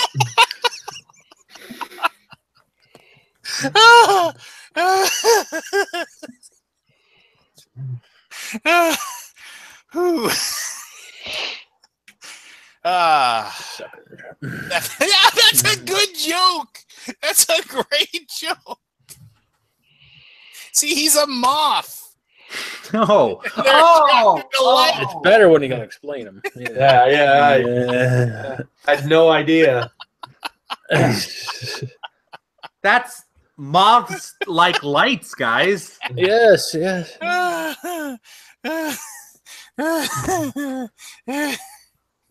And I told you the short version. I think Lance laughing is even better than that. I swear, as God is my witness, I didn't know moths like lights. I kind of called it. I was like, this is very much like the aristocrats joke. It's just like a long diatribe of just like trying to go as much and as far as you possibly can with it, with at the end of it being like, that's it. That's actually pretty funny. If you watch The Aristocrats, it's actually pretty funny. The like hour and 15-minute movie of each comedian just trying to do their own version of The Aristocrats. Bob Saget's was wonderful. Yes. So, yeah. That's one of my favorite. It's one of my favorite jokes. Just you left the light on. Just. Well, I got to wake up at 5 a.m., so that's going to be it for me, guys. Well, that's too bad. Well, what do you got to do at 5 a.m.? Got to go to the gym. Got to go to the gym. That's right. The Gaim. Yep. I am officially, from Gen Con, 30 pounds lighter as of today. I'm excited. I'm truly applauding you. I'm being sarcastic. If I was sarcastic, it'd be like this. 5 weeks. Well, and look at you, Mr. Fancy. 5 weeks and 4 days in. What are you drinking? LaCroix. Yeah, I drink those too. Those aren't bad. I mean, they're nothing. They're 0 calorie everything. They're just nothing, and they are more flavorful than water. So, I like the lime ones. Yeah, I get the lime and the coconut ones. Those are the two that I usually get every week. The lime and the coconut? Lime and the coconut. Trust me. Every time we walk down the grocery aisle, my wife makes the exact same joke. I've never had the coconut ones. I just get the lime ones. The thing is those used to be really cheap. Like, you used to be able to get like a 12-pack of them for like $3. And now it's like, oh, you want 8 cans? Yeah, that'll be $7. It's just like, when did this happen?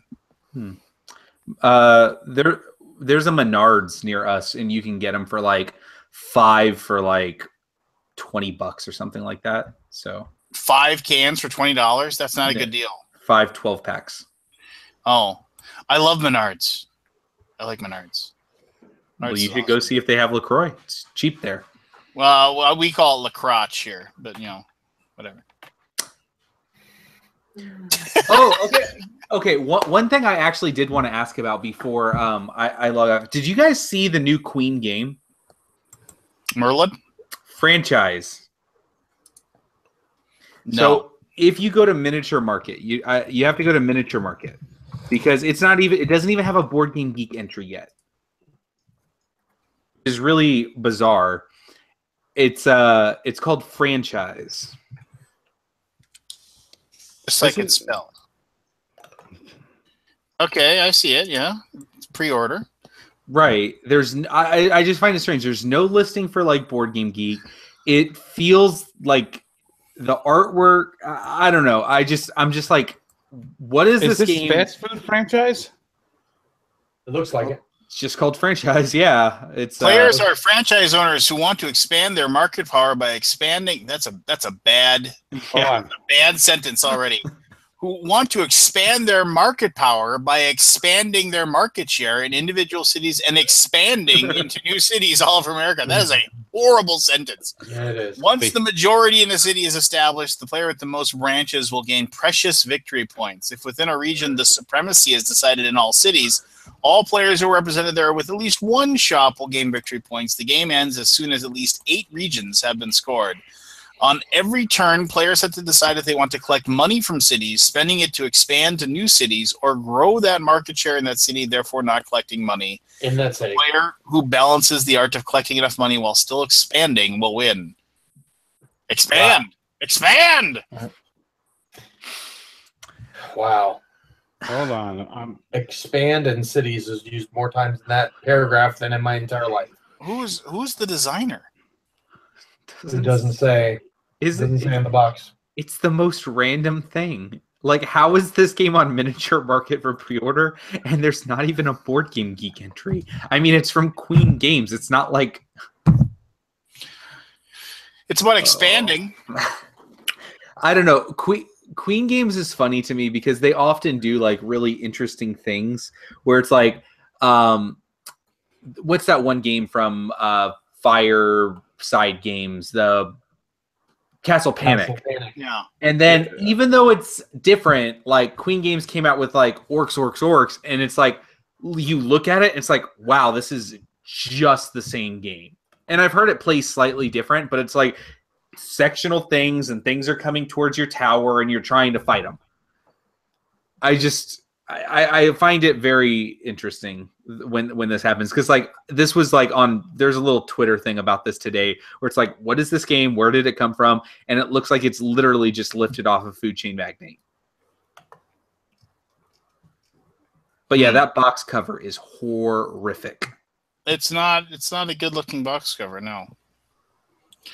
Well, it just shows. I mean, there's all these games that are coming out that nobody knows anything about them, but they just get created. Yeah. Hi, Jim's daughter. Hey, it's Jim's daughter.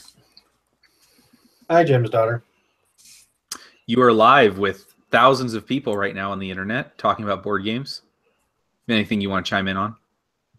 Thousands. She's got no headphones on. She's surfing something. She's surfing the She web. doesn't realize Jim left the camera on. Oh my god! I hope Oh my gosh, this is bad. This is bad. Pick her nose. Put money. Jim out. I'm gonna put $5 to pick her nose. Oh, don't pick your nose. If we all think really hard, she'll do it. Make her picture the main picture. Let's put bets on. Oh. Oh. If I was her dad, I would not want anybody to click on that as the main picture. So we'll just leave her in the little box in the bottom. Have any of you played Mountains of Madness from Aiello? I have. Yes. What do you think about it? Hated it? I hated it. It was not what I was expecting. It's a Cthulhu game. No, Like it is. The party game. Yeah, it's a party. It's a party game. Is it? It's not. I love that I looked at it and I'm like, this is a Cthulhu game. And it's just like these colored things. Like, I'm like, okay. Yeah, I was looking at the board. Why they went with that theme for it. It just seemed out of place. Because it's free, I guess. Same reason there's so many Sherlock Holmes games. That is true. Like public domain stuff, definitely lends itself to. Is Conan in public domain now? Did something happen where Conan? I was going to ask that a couple weeks ago when that other Conan game was on here, because it seems like there's been like 25 different Conan games that have come out in the last couple years. I don't think so. Well, Robert E. Howard. It's old enough now where it's like any copyright is long since gone. So there's no intellectual property with Conan. That's interesting. Yeah, I mean, it's just a weird. It's weird how. Yeah, I mean that stuff. Eventually, it just like you can't really, prevent it, kind of thing. I like when companies make their own crap. Like they're just like, we're just gonna make our own weird little world and just create games in that space. TMG did that with you guys have a world, or you have two worlds, I guess. Well, we got the world of Eminent Domain and the world of Gull's Bottom. Yeah, the one that all of your Harvest is set in that, right? And then Harvest, Harbor, and Belfort? And Belfort are all set there. Strangely enough, the world of Dungeon Roll is a different one. If that doesn't make any sense, that's just the way it is, I guess. Yeah, but they're tough sells when you make your own worlds, Conan has been in public domain since 2006. Has it? I just like when people just kind of create their own backstory. And I just clicked over to Board Game Geek to look at something, and the picture of Emperor's Choice is still up there. This game looks so freaking good. There's Jim back. Lance, get me a copy of this game. Okay. Don't you have the hookup or whatever? Like you said, you just get whatever copies of whatever you want. I mean, I can, but it's going to be a while before you manufacture this. You can get me a copy. I'll review it. Because I'm a big time podcast reviewer. Oh, well. If you didn't know, I'm kind of send me some credentials and yeah. I'm not sending you anything. I don't want to be a part of that thing. I got like 5 people that like sent me emails that are like, "Hey, we'd like to sponsor your podcast," and I'm just like, "No, thank you. I don't want to take your money." You hate money? I don't want money for podcasting. Some people do, some people do. I just don't want it. I was in the same boat. I really didn't want sponsors either. Yeah, sponsors are awesome. No, I more power to them, and you know what? More power to the people that are trying to make a full-time gig. I would be miserable being a full-time content creator. It would be like the worst life I could ever imagine. I didn't want to feel like I owed anybody. Not that I owed it, like I was obligated to anybody. I don't want to feel like I have like 700 or 1,000 different little bosses because they backed my Kickstarter or Patreoned me or whatever. Yeah. I think if anybody does a good job doing like the way, if I ever did want to raise money for it, the one person I actually think does a really good job with their money thing because they're creative about it is Anthony, which is totally kissing his ass. But I think he does do a good job with that without making it too like in your face or like, oh, back me on Patreon. Who? Who, Anthony? Yeah, he does he's doing that telethon in December. That's a cool thing. I like that idea. Yeah, how's that going to work, Anthony? Let's talk about that for a little bit. The telethon? Yeah. Oh, it's going to be great. I'll give you $1 right now. It's going to be the most ridiculous. It's the most ridiculous idea ever. So it's going to be hysterical to watch, just because it's going to be like a total mishmash of confusion. No, but I have it's cool because, well, yeah, it would be kind of like this, but with lots of people throughout the day. So what's cool about it is that I know a lot of people in Europe who don't usually get up to be on this time of day. So I've talked to a bunch of them, and they're all excited about being able to come on.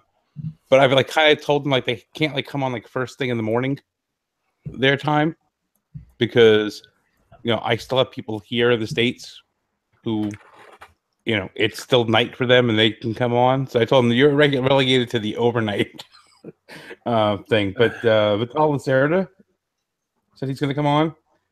Nuno and Paolo, the guys who did Madeira, Nippon, and one day Brazil. Yeah, one day, someday, keep hoping. That was on my Essen wish list 2 years in a row. I didn't even bother talking about it this year. I knew it wasn't going to be there. I can't believe that game's taking that long to get made. Yeah, I don't know I'll ask them when I talk to them, not on the air, but when I talk, something had to go wrong. Somebody, I this based on everything and what I've seen with the game going on, somebody sat down and broke that game.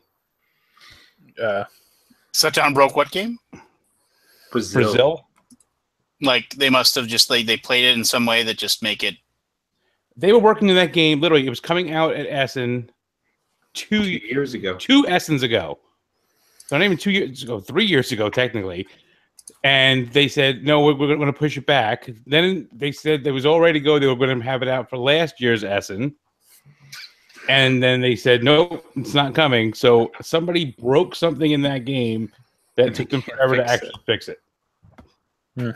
I've also heard that their components are going to be really weird, to the point what's your game is actually going to need to kickstart it. They can't just make the game what's your game usually does. They're actually going to kickstart the thing, which is very different for them. I don't know. Which is really surprising, because what's your game isn't a typical Kickstarter publisher that you'd think of, and Nuno and Paulo are if you slap their name on a box, people are gonna sell out a print run of it, Yeah, but they also had nothing new come out for over a year. Yeah, Nippon came out 2 years ago. And Railroad Revolution came out last year, but nothing else came out after. Well, and then the shipping fiasco of Railroad Revolution kind of harmed them a little bit. Oh, you're just talking about what's your game? I thought you were talking about Paulo and Nuno specifically. No, about what's your game themselves. They have Loot Island apparently coming out. Yeah, that's a small box. It's like the Oddville size box. Yeah, Oddville's a good game. God, I love Oddville. But you're a good game. Thank you. I appreciate that, Lance. The thing I'm noticing about them too, I like their games, but they seem to be creating a family, and not going so far outside of the family looking for games. So Nuno and Paolo are part of the family, and Nicolina and what's his name? Oh, Stephanie and Marco. It's the Zangwo guys, and then the other ones. I'm surprised they didn't do, because the Zangwo guys did North American Railways, and that got picked up by Spielworks, which that game is bad, just bad. So, but it's just bad. It really is. Well, that's probably why it didn't get picked up by What's Your Game. Not every game could be a home run. No, but every game should at least be enjoyable. Well, what do you expect? There's 2,200 games a year coming out. Yeah. Hey, not every game can be franchise. Yeah. The game that's so good that no one even knows about it. Not every game can be jab. Not every game can be jab. I don't want to live in a world where there's multiple jabs. Why not? Just, I don't know. Oh, man, why does it feel like it's like 2 in the morning, but it's only 11 o'clock at night? Hold on, let's back up. So wait, North American Railways? That's the game you're talking about, right? Yeah. That's not them. You sure? That's Pierre Sylvester. Good night, guys. Good night, Peter. See you next Bye, week. Peter. Bye. Yeah, that's Pierre Sylvester. Sylvester the cat? I don't know if it's Sylvester the cat. It's his name. Hey, Jim, your daughter showed up on the webcam. She had her moment of fame. I don't think she knew that the camera was on. Yeah, I told her that, but she didn't seem to care. She's printing out her speech for tomorrow. Fair enough. I must have just heard that somewhere, Anthony, and just kept it in my mind. It was always on your mind. Man, I'm super. I mean, there's some stuff I'm interested in, but I'm super disappointed with the Essen games that are coming out this year. Like, all my companies are just letting me down. They're not your companies. Yeah, my go-to orders are just like nothing from them. Well, I mean, the What's Your Game one didn't make me excited at all. The Splotter's just reprinting Antiquity. Yeah, which is my least favorite Splotter, which I like it, but it's my least favorite Splotter. And what was it? The Alvin VR just did a couple expansions for Tramways, and that's it. Yeah, that's kind of boring. The other one that like made me kind of like usually like Spielworks will have something that excites me. They don't. Well, I mean, I guess they kind of had Gentis, but that came out earlier. Yeah, it's true. And then Sierra Madre. Sierra Madre, I'm actually excited about John Company a lot. But Sierra Madre is definitely not everyone's cup of tea.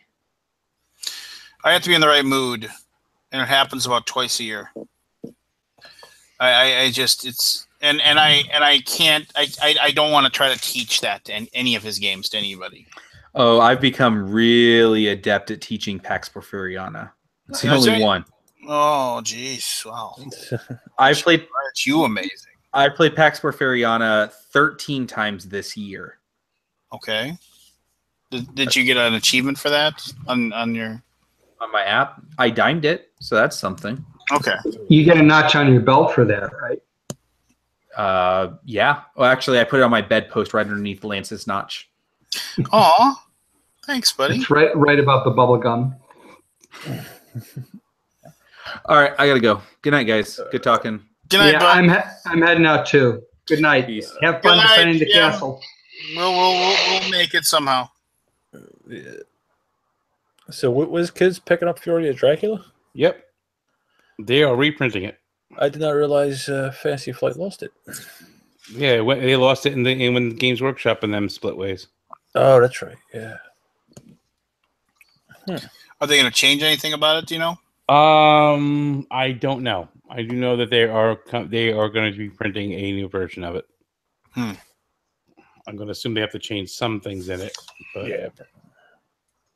Has anybody played anything new from WizKids? WizKids always been hit or miss with me with the components and all that. Well, ever since Zev took over, he's actually doing pretty well by it. Yeah. I haven't played anything since Zev has taken over. Sidereal Confluence. That's a good game. I like that game. It is really weird. I'll say that. But I enjoy it a great deal. It's one of those things where it's just like I just like the wheeling and dealing and the trading. That stuff. I like doing that stuff in games. It makes it fun. Yeah.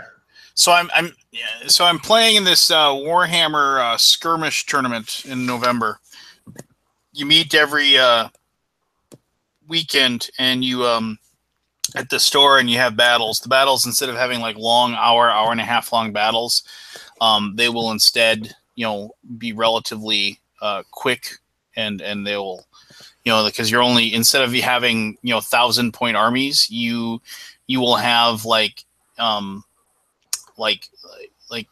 a 3 or 4 person like squad basically. And so I've waffled back and forth as far as what I want to use for my squad. And as far as like, if you don't know anything about the Warhammer universe, then it's tough to explain. But it's like, do I want to take it like chaos? Do I want to have undead? Do I want to just go with a bunch of orcs?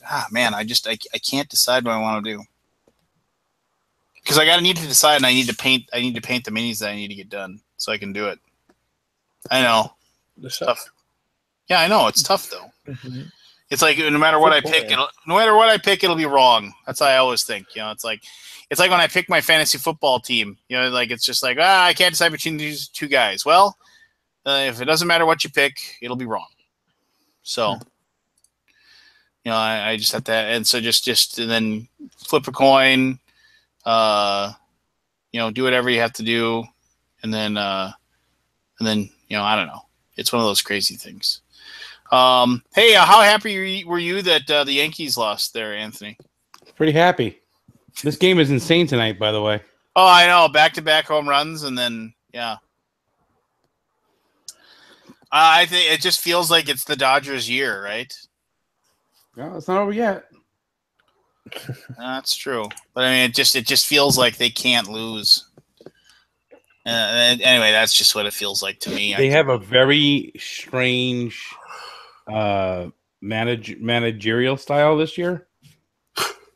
You have a strange managerial style. No, if you've watched them in the playoffs, they have basically a formula of how they do their pitchers. It's basically you pitch until you either are struggling or you've seen everybody twice, and then that's it. You're done. You never see a pitcher never sees a batter 3 times in a game. Really? Yep. They pulled the starter out today. They were down 1-0, and they pulled him out and put the reliever in because they were about to come 3rd time up in the order. Weird. Yep. It's a very strange thing they're doing. They're doing it all pretty much just formula, saying, okay, you get this, get this, how long it takes you to get this, and we move to the next guy. And then he does this, and we move to the next guy. So as long as you're not struggling, that formula stays in place. Interesting. There you go. Seems to be working. Well. Yes. It does seem to be working. Other than that, though, I mean, baseball just bores me now. If my team's not in it, I just don't care. As long as the teams I hate don't win, and the Yankees aren't going to win, so now I'm happy. That's my World Series right there. As soon as the Yankees are out, I'm happy. Yeah, it was kind of like, and nothing's over, but I mean, not that you want to see people get hurt, but like I had this fear of the Green Bay Packers playing the Super Bowl and winning it in our stadium. And with Aaron Rodgers out, I really don't feel like the Packers are going to be able to recover from that. So I'm not happy he's hurt, but I have some insufferable Green Bay Packers fans, and it would be one of those things that they just whenever you're talking about anything, like even if they 27 championships. Even if like the Vikings go to Green Bay and like we beat them like 50-7, it's like, oh, good game last night. Yeah, how many Super Bowls have you won? Just like, yeah, whatever. Yeah. Sports. Your sports ball is good, I guess. Sports. Your whole life is sports. Yeah. Yeah, I don't know. It's just it's it's one of those things where it's I was just glad. I'll just put it that I was just happy that now I don't have to deal with people like letting me know, just like, oh, hey, how's your team doing, buddy? Yeah, bite me, buddy. But yeah, so like I said, not happy. Anybody's hurt. Not happy about that at all. I think that's a very poor attitude to have. But I can't complain about the possible circling the tube that team is going to do now. So, but yeah, I don't know. Anybody got anything they think is cool they want to talk about? I got a prototype of a Kickstarter that's coming out. Oh yeah, what's the game? Kapow. Oh yeah, I got one of those too. So Kapow, I played this like 2 or 3 years ago when it had a different name. The game was originally about diseases or germs or something. And they named it Kapow? And I really think so. They changed it around, and it's like a superhero fighting thing. It's a really good game. I like it. It's fun. It's 2-player, and you both start with dice, and you roll the dice behind your screen, and then you assign them based on their face values to actions you can take. So you can build up your attack power, build up your defense, and then there's some special things you can do. And then by winning and doing those things, you'll get more dice. And then there's the dice that have the set faces, and there's also dice where you add faces to them. So you can build up I don't know what they even call it. They're called the gray dice, but I don't know what the hell. Remember what they're called in the game. But you can build those faces based on what you get, like any way you want. There's ways to switch out the faces and stuff. It's I like what they did with it. It's fun. And the artwork is really nice. Is it? It is. It is, actually. I think they did a good job with that. So yes, it's very retro, like late 80s comic book style art on it. What was I going to ask you guys? I don't know. I don't know either. I'm trying to remember now. You're the one that's going to ask. Yeah, I know, but I'm having a brain fart, obviously.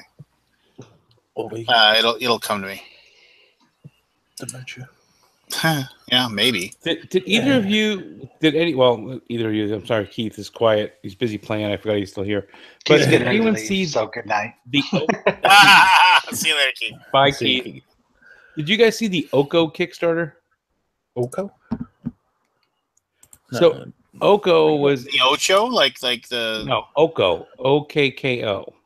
Let's bring it up and see what it looks like. So Oko is a graphic novel, comic book thing, like a set in like a feudal Japan like fantasy world thing. And like years ago, hold on, I got it right here. Spell that again, Annie. OKKO. OKKO. So years ago, this game came out. And this was Z-Man did it here, but it's Hasgard is the company. And really fun game. We like this game a lot. Mm-hmm. But there's a new Kickstarter that has the minis in it, which looks really, really good. And I'm like, the problem is there's all of these idiot companies did Kickstarters at the same time that all end right at the time of PAX Unplugged. And I can only spend $100 on so many different things. Oh yeah, I gotta get tickets for PAX. I forgot about that. Yeah, you're gonna have to do will call. Yeah, it's not a big deal. No. I don't know how many days I want to go for it. I gotta talk to Jen. 27. You can go for 27 days. 4. 1. 4. 1. 7. Like I saw that, and then I saw there's another game on there that takes place in Vietnam. and it has werewolves in it. What? I shit you not. Because that's the first thing I think of at Vietnam. It's a Vietnam game, and it has miniatures in it. I was just looking at it before, and miniatures look really nice. It's a weird looking, it's like hexagonal tiles, but there's like circle spaces on them when you go in. And I couldn't quite figure it out, but yeah, definitely interesting looking. What was that City of Angels one you were talking about, Lance? It's like it's a noir detective game. It's good. I played it like 2 years ago at Gen Con. Oh, look, I played it 2 years ago. Oh, I'm sorry. Only Lance can say he's played something. Sorry. Yeah, for anybody else. Sorry. What's wrong with you? Yeah, what is wrong with you? Sorry. PS4, best gaming system. It is. Oh, Van Ryder games.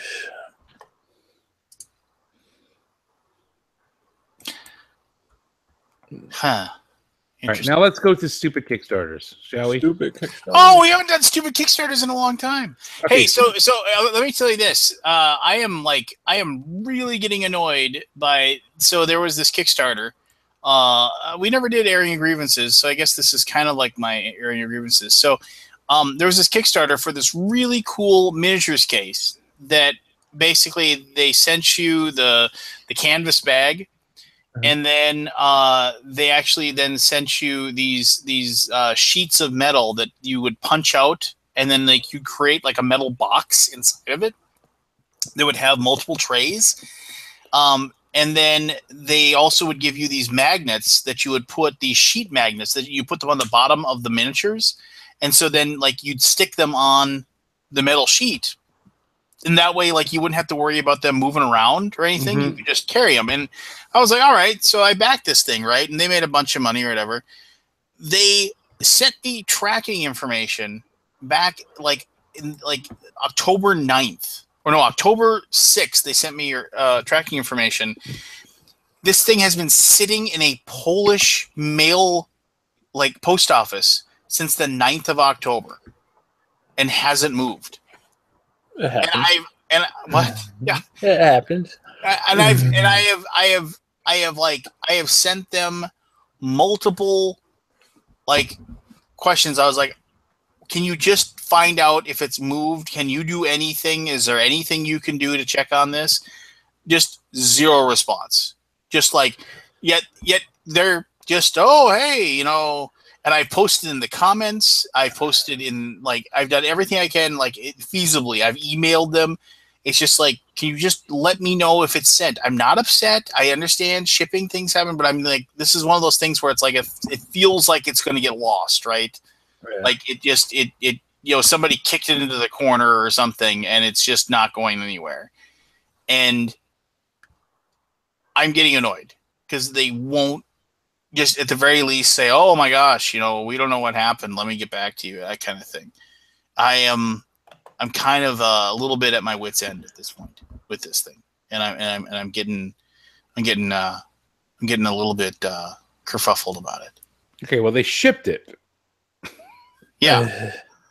but you know, I can't do anything. I'm not in Poland. I can't go there and check it and see what's going on. It's probably held up in customs or something at one of the borders. Yeah. Well, it would be held up in customs here. You know, when it gets here. Well, that's what it may be over here. They just, you know, they don't know. I'm annoyed. This is why I don't deal with overseas. I mean, it's a pain in the ass. So here's my stupid Kickstarter of the day. Okay. This is stupid because in theory, it's a good idea. In execution, not so much.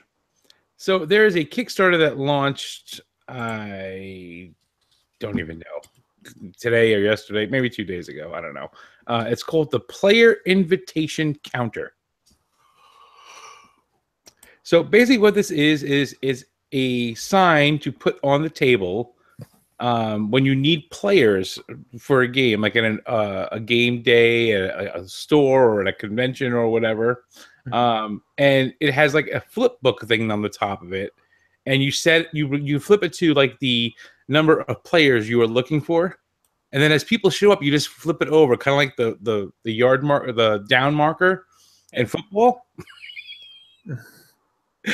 So this is basically a notepad on a stick with a wooden block base. Okay. $26 for one of these. Where you could probably make one yourself for nothing. Yeah. Yes. Okay, so $26 for one of these. Well, there's research and stuff for yeah. And what I find even more humorous about this is he's having them made by a Chinese toy company specializing in wood toys. Like, I'm looking at his drawing here, and I'm like, you could make these yourself. The guy who's missing a finger with the Lazy Susan table thing could probably make these. Hey, now, too soon. Too soon. But $26 for this thing. Well, there's shipping and well, no, shipping's probably added on. Well, I didn't even look to see if shipping was included. Yeah, you're right. That's stupid.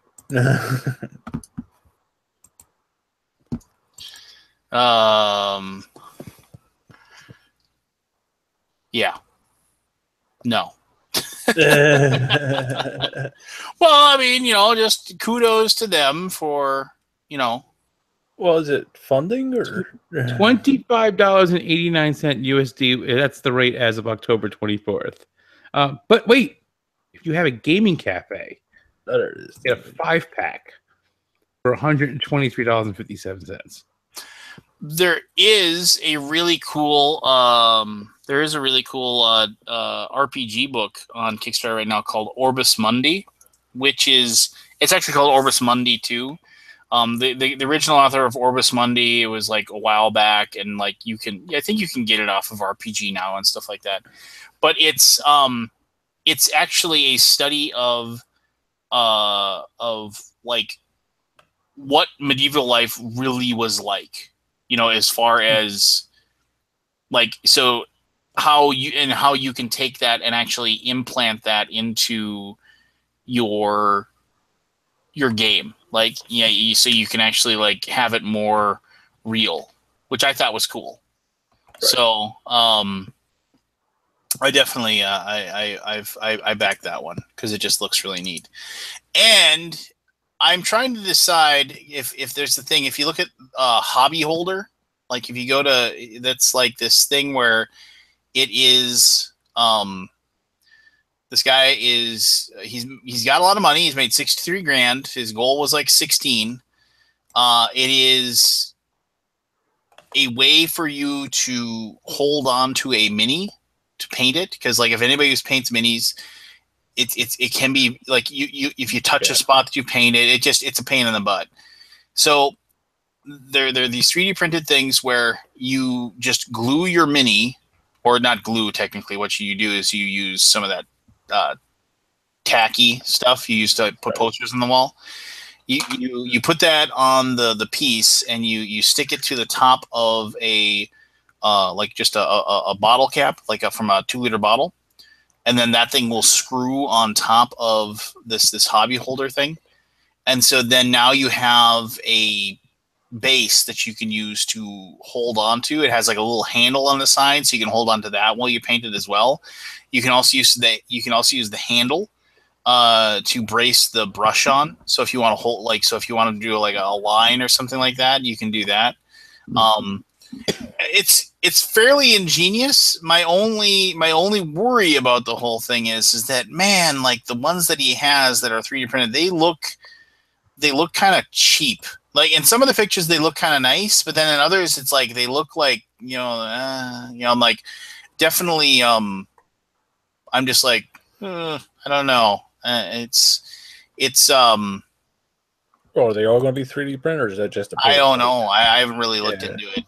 It's one of those things where I did a I did a remind me on it, you know, and then I'll come back and I'll see kind of thing. You know, whenever you have a thing where it's like I always worry about it breaking. I mean, it is cool that like, you know, like the whole thing is made so you can spin the mini around, so you can paint each side however you want to. I mean, so it definitely does feel like, you know, they're doing the guy is obviously a painter and what have you, but I don't know. It looks cool. It looks interesting at the absolute least. So, it's just, but the problem is that also it's one of those things where it's like, oh, okay, well, you know, so they're like $20 to get one. It's just kind of like, that's like a lot of money for like 2 little pieces of plastic. I don't know. I know of people that just have, like, you can go on Etsy and you can get these things that basically do kind of the exact same thing that will hold on to the mini for you. And I don't know if these things are worth. And the thing is, it's like it's like, oh, okay, they're $20. Oh, okay, you know. And then I guess it is free shipping, but it's just kind of like, well, so if you want to buy more than one, you'd think they'd give you a deal on it or something. No, it's $40 for 2. It's $60 for 3. Yeah, it's just kind of like, you know. Well, if you look at it, though, the actual single one is a better deal. Because the single one, you get the handle base thing, plus 5 bottle caps, plus 5 tacky sticks. And you only get 5 bottle caps and 5 tacky sticks for every other package also. Yeah, I don't know. It's just it's one of those things where it's like, you know, I always think it's funny when like the early bird is like $1 less or something. It's like, oh, early bird, you save $1. Yeah. Oh yeah, I guess I could. You know. Yeah, and like it was one of those things where it's like, maybe I'll get one, and then I was like, last time I checked, my hands are working pretty good. Oh wait, I'm looking at stretch goals. I use pill bottles.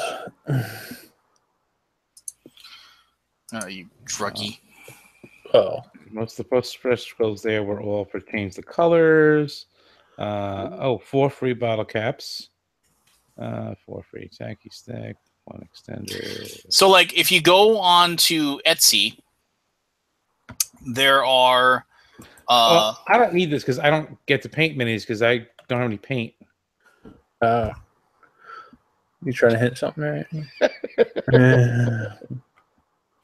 Oh yeah, you know what? I was actually, the other day I was thinking, I was like, because now I'm becoming even like a paint snob.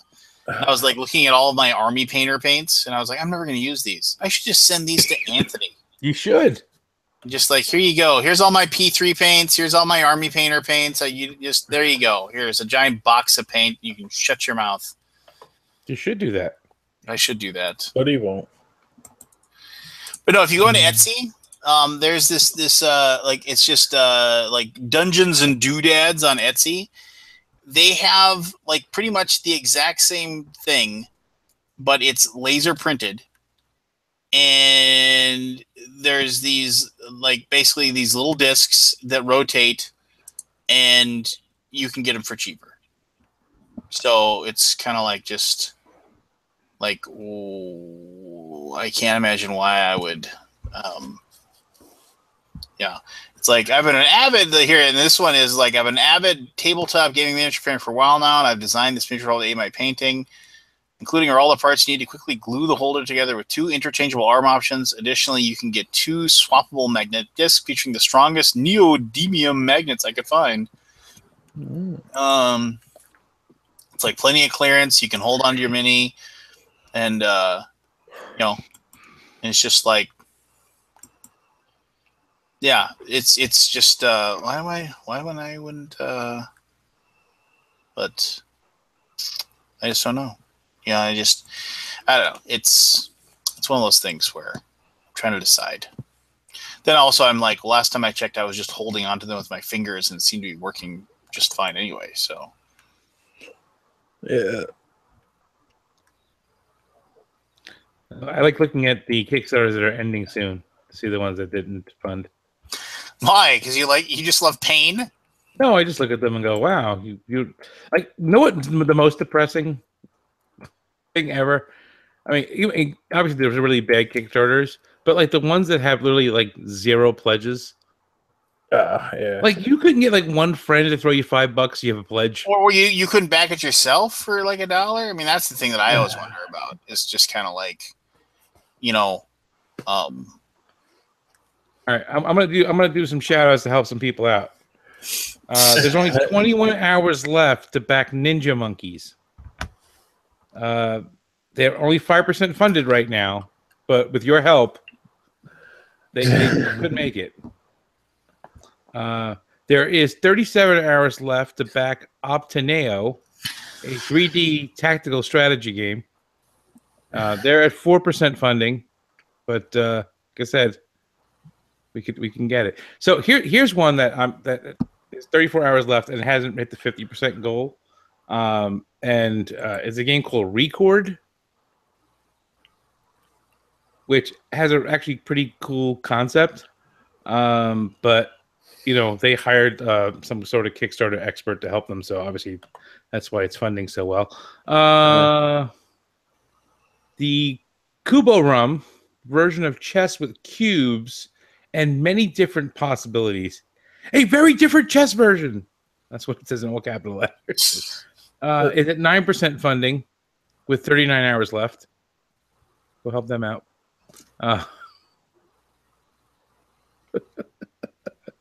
Your Lazy Gamers has another one. All right, here's a game that should actually be fun. That's a different Lazy Gamer. Oh, is it? Yeah. The most fun Mormon card game ever created. It's at 4% funding with 3 days to go. That can't be what it's actually. Oh, it's called Motes and Beams. MOTES and Beams is a game, not a Sunday school lesson. Okay, I have to read this now. This whole thing. Help us conquer the horrible stereotype of boring Mormons by contributing. Motes and Beams is the perfect combination of fun, Mormon culture, and doctrine. Playing this game has led to discussions about how Ryan Gosling was raised LDS, why there are always Cheerios in church couches, and Ammon's bag of arms. An in-depth knowledge of LDS doctrine is not necessary to enjoy Motes and Beams. Okay. No, they have all how to play. Oh, hold on. Oh, so it's apples to apples, or Cards Against Humanity, the Mormon version. Mormons to Mormons? Each player draws 10 mote cards, white cards, and the player who has the most recently performed a good deed is called to be the judge. The judge selects a beam, blue card, to read aloud. Players submit motes face down to complete the answer. Excuse me. To complete or answer the beam. It's exactly. Yes, this is exactly like Cards Against Humanity. Yeah, the real wholesome version of it. Mormon fun. Yeah, and there's things you can do like works. There's some things you can do like teach a gospel principle as Napoleon Dynamite in 30 seconds or less.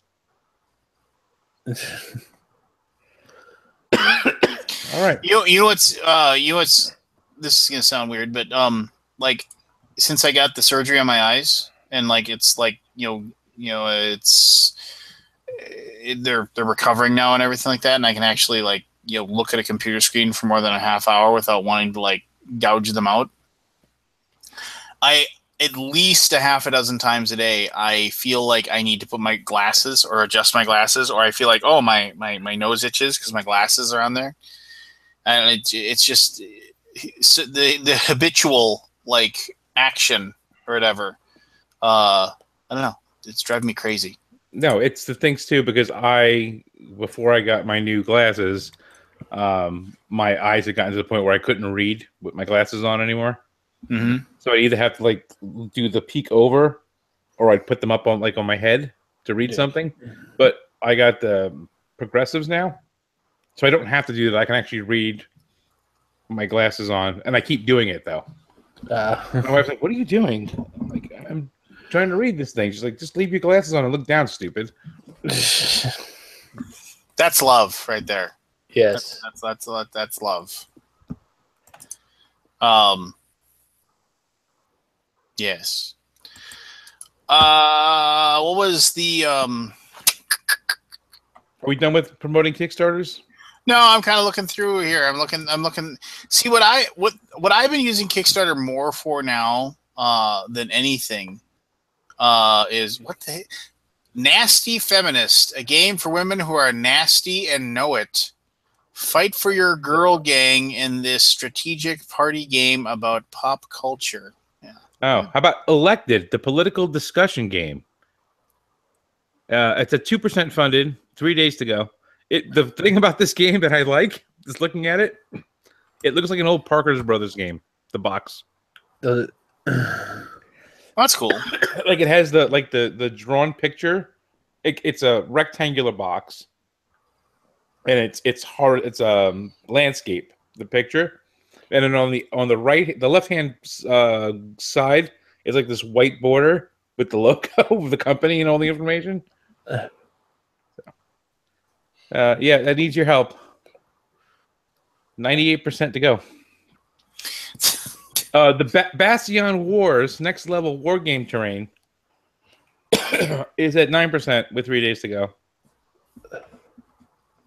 They also could use your help. You just love to. Yeah, I don't get you, but that's fine. I'm just trying to help people out.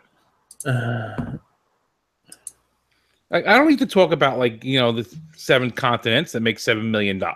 Yeah, trying to help the little guy. The little guy, Lance. The little guy. Little guy. Fair enough. The thing about these, and this is what's the weird thing about Kickstarter in general, is you'll see 2 projects for the same type of thing, and one does I don't know if I'm talking about millions and millions of dollars, but it does well. It funds, and then another one just doesn't. Here's one for you to look at, Lance. Okay. It's called Maxox Productions, MADXKOT. COT. It's the Maxox Productions Awesome Bases. These are bases for miniatures that with the things done on them. All right. I don't know if these are good bases, like as far as what's on them, or these are just expensive. But yeah, didn't do very well. But I've seen other bases projects do significantly well. It's weird, man. I mean, there's just stuff that that people click with, and there's stuff that doesn't. Have you seen Fit Kids, a board game for quality family time? Fit Kids will get families and friends together and moving in an innovative way. Fit Kids. When I first saw it, I thought it said Fat Kids. I was just like, what? That was the prequel. Yes. You had fat kids, and now you're trying to get them fit. I mostly now I just look for cool RPG stuff that basically if you don't Butts in Space, the card game. Yeah, but that's a big hit. The Dusty Top Hat Limited is the name of the company there. That's horrible. So here's another thing I've noticed a lot more on Kickstarter as of late. All of these things that are funding for files for 3D printers. Have you noticed a lot more of these lately? No. Oh yeah, I've seen those. Yeah, it's just you have to actually print them off yourself. You're just getting the file that you download, and then you can do whatever. Yeah. I mean, some of them are pretty sweet looking, but I don't have 3D printers, so. Well, yeah, and I know of a couple of people who have 3D printers, but they don't have really expensive ones. Their 3D printers are there's one Necroplex 3D printable sci-fi terrain building blocks. And they funded. I mean, great. When they usually do these, their funding goals are pretty low. But I mean, it's just, yeah. This was here. There was that one. They even had a booth at Gen Con. Not Rocket Pig. That's their name. Rocket Pig.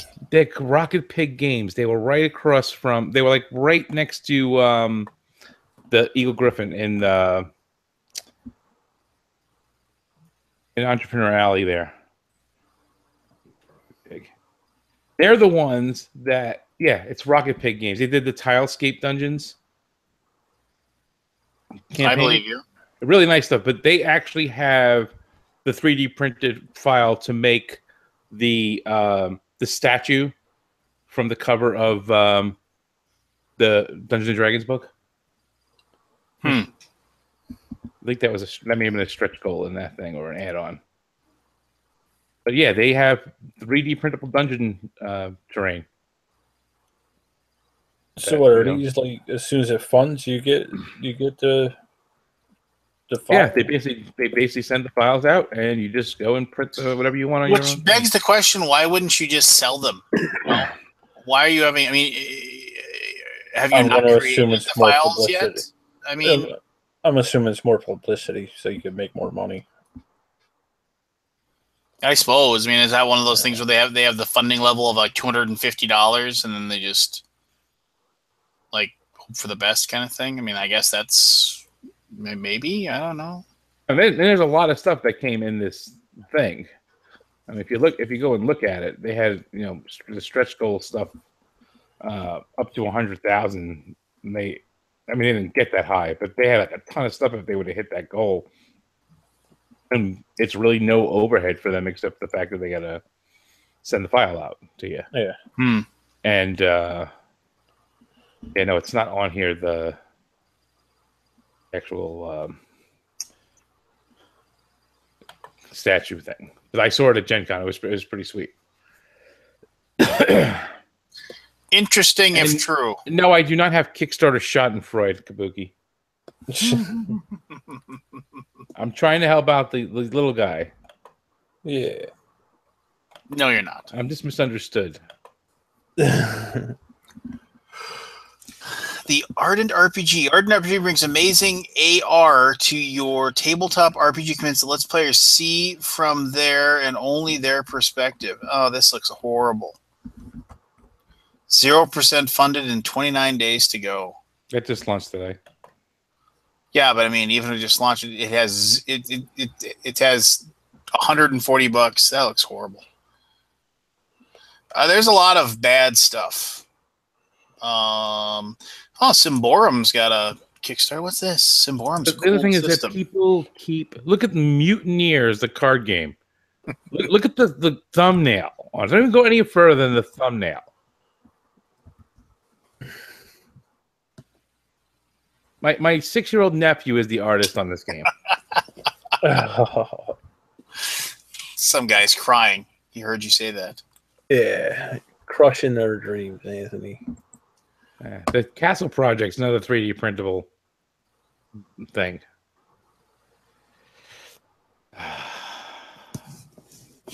Dang it, I found something I have to buy now. Marbowling? No. Kamigami battles?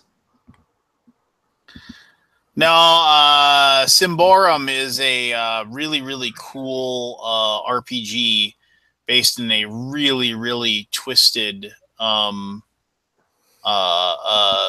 world. And it's a very, very grim and dirty world. And it's just now whether or not it is, I don't know. It's one of those things where it's like you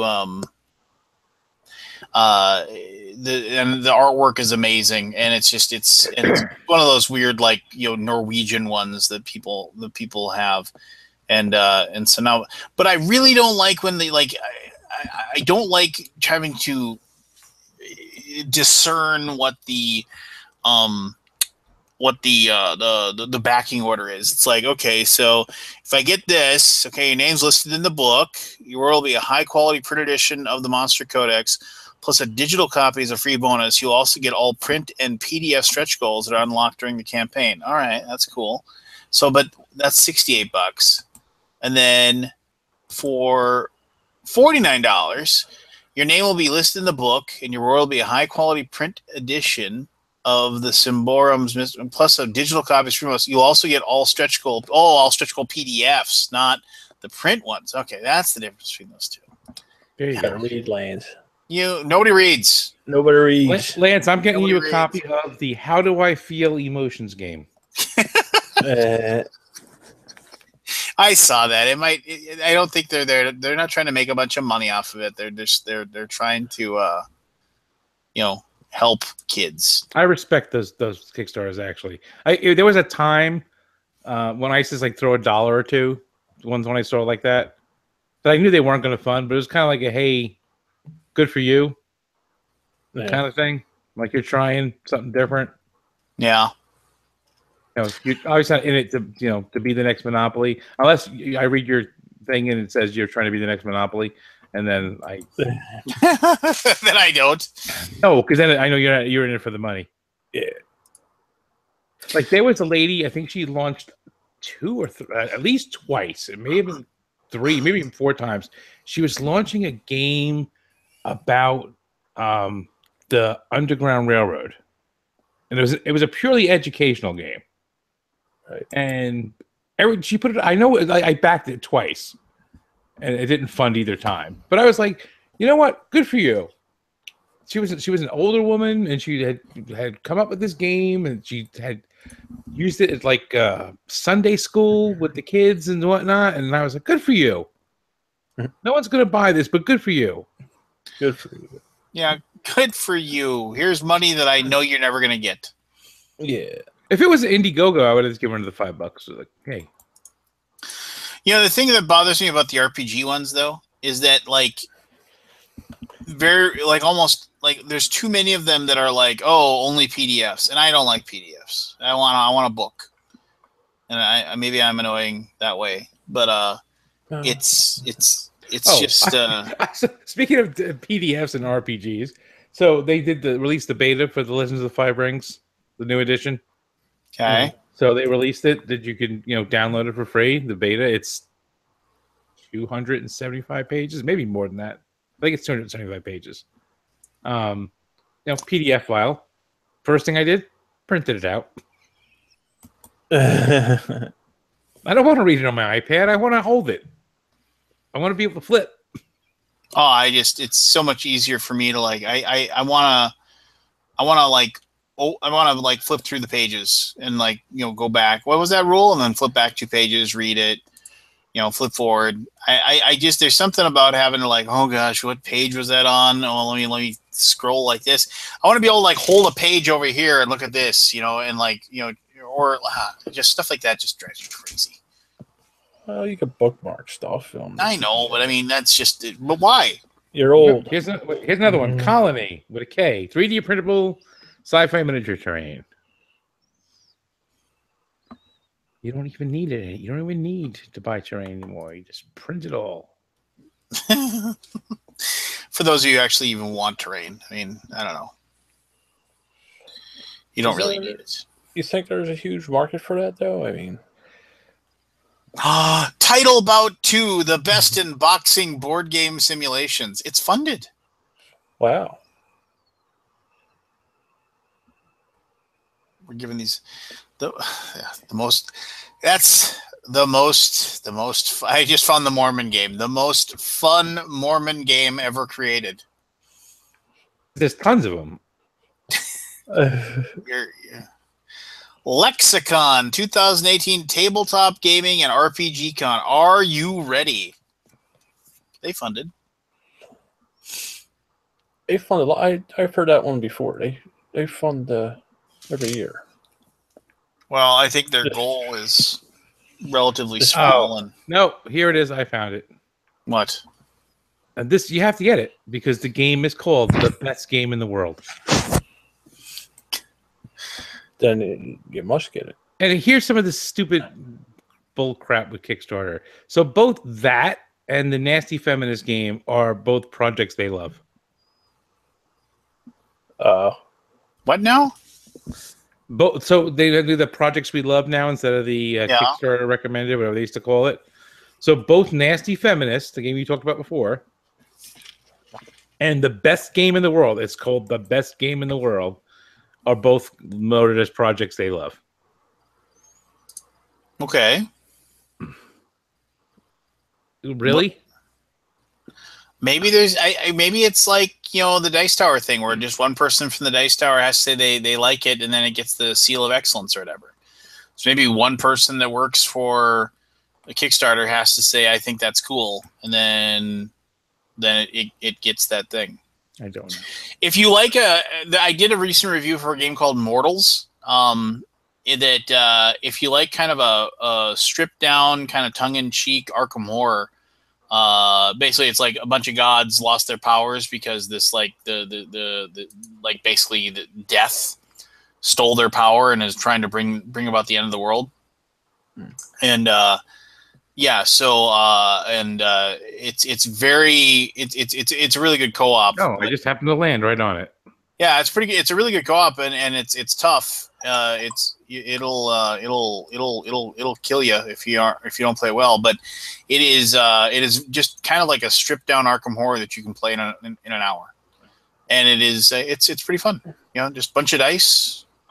Get to collect cool stuff and outfit your gods that no longer have their powers, and you actually level them up and get new stuff. So if I did have a 3D printer, I would be backing the 3D printable tanks Kickstarter.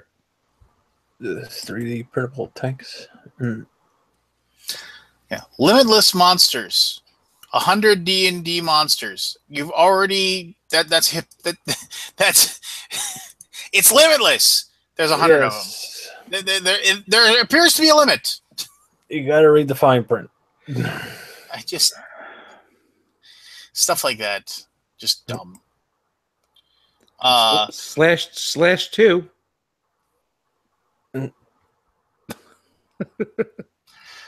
So these are the things that bother me. So it's like, so it's like this limitless monsters. All right, cool. So you can, and then this is like, okay, so you can get, for $25 a print copy of the game and a PDF version delivered in the second wave of printing and shipping, blah, blah, blah, blah.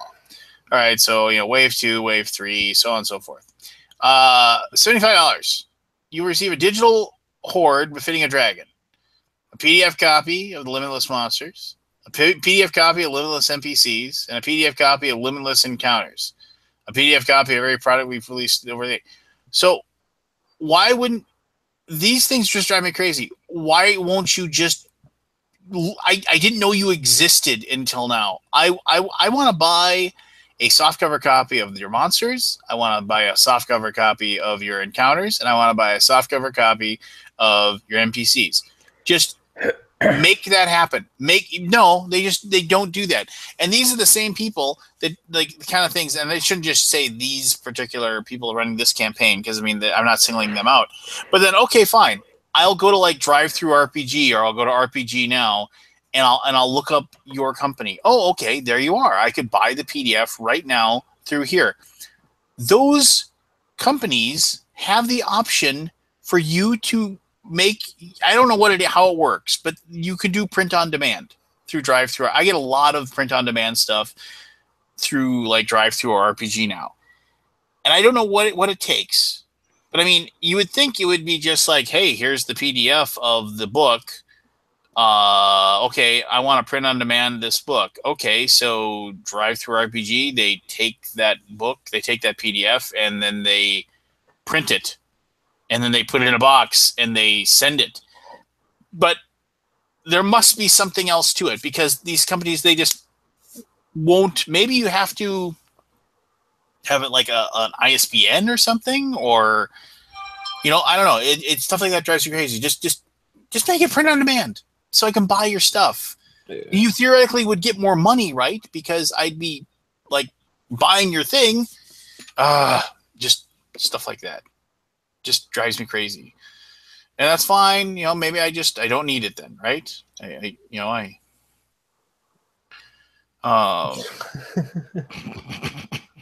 What?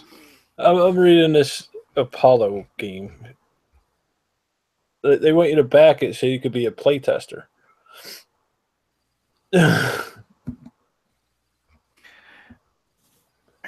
I'm just ready to throw my money at this one. Which one? Icy Dicey, the Narwhal dice game. And that's not why I'm backing it. I'm backing it for the tagline. The world's first narwhal-centric dice game. Because, you know, we've been sitting here for years saying, when the hell is someone going to make a narwhal dice game? True. Very true. Score the dice or turn to ice.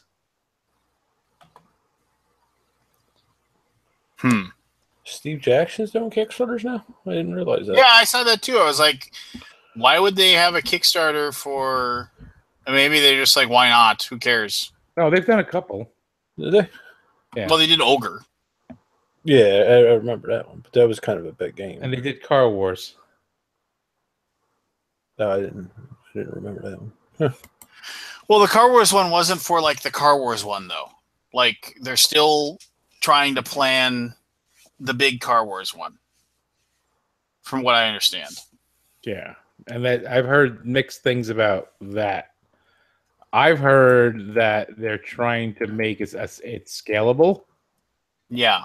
So you can just get it and it'll have all of the templates you need for whatever size car scale you're using.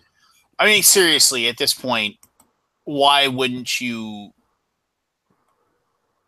We actually, back when we played Car Wars, we did the thing where we just there was a way, like in one of the Auto Duel Quarterly, if you remember that magazine that Car Wars had, which were fantastic. We actually that means they weren't that good. If it was good, they'd be fan. That's it. I still have my Auto Duel Quarterly somewhere. But I remember like they had rules for increasing, because it went by like each car was like a car token was an inch by a half inch. That was the token you used, and then they actually like they had rules on how to expand everything out to basically so you could use Hot Wheels cars instead. And it was a little funky because you had to, because like since Hot Wheels cars came in different sizes, you had to actually put them on a base, you know, so like, you know, everything was like the same.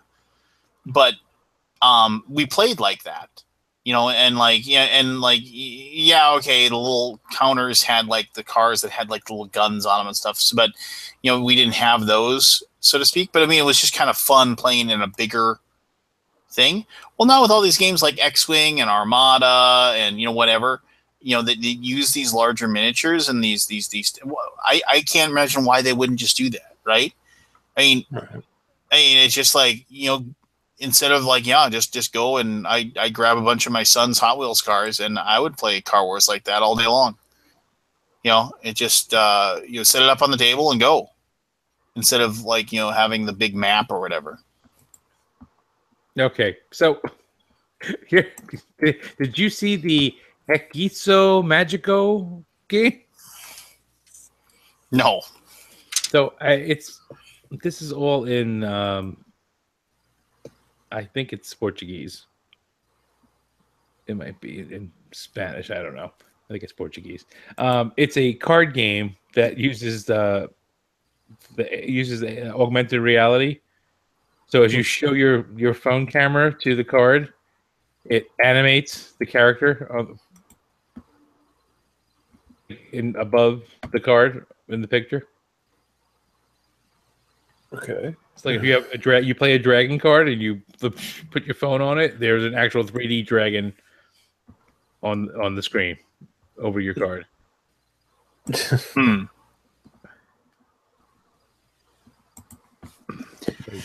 And this is the thing that makes no sense to me. All right. obviously they spent time and effort to make this, this demonstration thing here.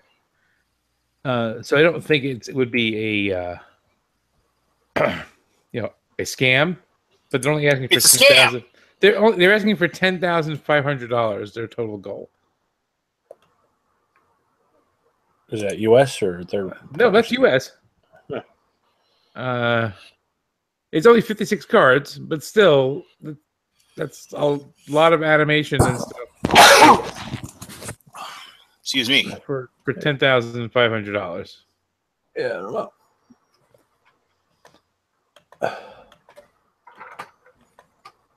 All right, I don't know.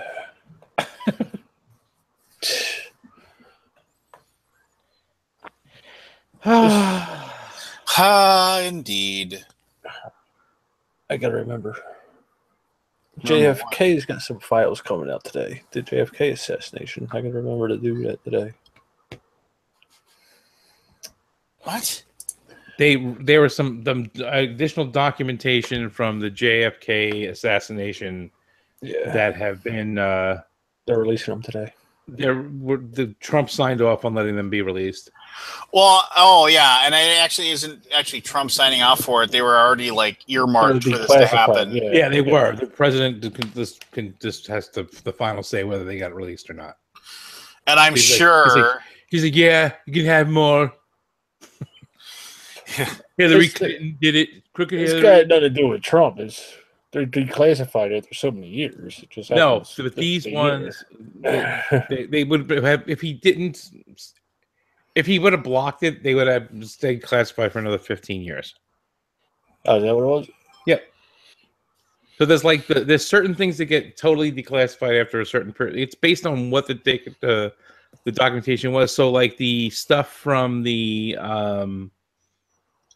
Warren Commission, right, all got released like 3 years ago. Yeah, 3 years ago it all got released. This is additional stuff that was not part of the Warren Commission. Yeah, I did want to look into some of that. I was telling Jen, like, they have the dress that Jacqueline Kennedy was wearing, but they won't display that until 2103, I think it was. And Jen was asking me, why is that? And I was telling her, so nobody with memory of that day will be alive. And she's like, that's kind of excessive, isn't it? And I'm like, well, I guess is it so, but I guess they don't want people bringing up bad memories. I don't know. I don't know. I think it's a little morbid that they would display that in general, but again, it's history. I guess not. But yeah, I find shit like that interesting. Like I have audio files that the Air Force wanted that day that I have on the computer. I just didn't listen to them. I want to clean them up a little bit so I can hear them a little better. So, speaking of which, did you watch the History Channel thing they had with the guys who were just trying to recreate the assassination? Nah, I must have missed that. They had gone through like the declassified files and stuff, and they were just trying to link everything up and trying to see like if they could figure out who his accomplices were. But they actually had an army marksman do the shot on a ballistics dummy from the angle from the from the book depository, right, to where the famous back into the left shot. Yeah. Then they did it, and they did it in super slow-mo camera, and god damn it, that head goes back into the left. Yeah, that whole thing, that Oliver Stone movie, fucked a lot of people up with that conspiracy theory bullshit. Because the one senator, I forget his name, he was down and to the left of Kennedy in the limo. Right, they weren't sitting behind each other because the way the limousine is actually set up. But then that Oliver Stone movie came out with the magic bullet theory and all that bullshit, and the down to the left with the head and all that, But that Oliver Stone, like I was watching some of that with the Russian guy on HBO. Some of that, he's a little out there. That Stone, you know. But yeah, it's like at first I thought just the amount of time that he got the shots off, I didn't know if that was possible, but they proved that was possible too. You know, with that model of gun, I forget what it was. That's what they want you to believe, right? Well, Yeah. the whole thing about it, the things about like that are brought up in the movie, a lot of the stuff is from all different theories and evidence and stuff. The problem with everything is we don't really necessarily know everything about Oswald. No. So one of the things saying is that people who said the fact that no one could get those shots off. Well, yes, people could, but supposedly what Oswald's level of gun expertise that we know of says he couldn't have gotten it off. Right. Couldn't have gotten the shots off. But again, we don't know because it's classified. Right. And some stuff was a Marine.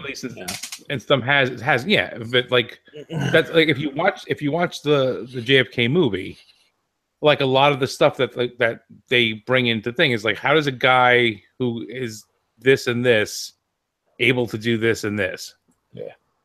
Like stuff doesn't make sense in it, and that's what the whole theory is. Like, how can this guy go and mastermind this thing when he's not smart enough to do it, doesn't have the skill to do it, and all that? So there has to be other people helping him out. But again, no one really knows everything there is to know about Oswald. So there, you have that shadow of doubt that you put in, and once you have that, then you have your conspiracy theories. I remember like the one. I remember a couple things. I read an essay once that it said like why is it so. Why does everybody think there's a conspiracy, and like how like they say if you look into anything deep enough you can find stuff that doesn't match up or doesn't seem like well done or whatever.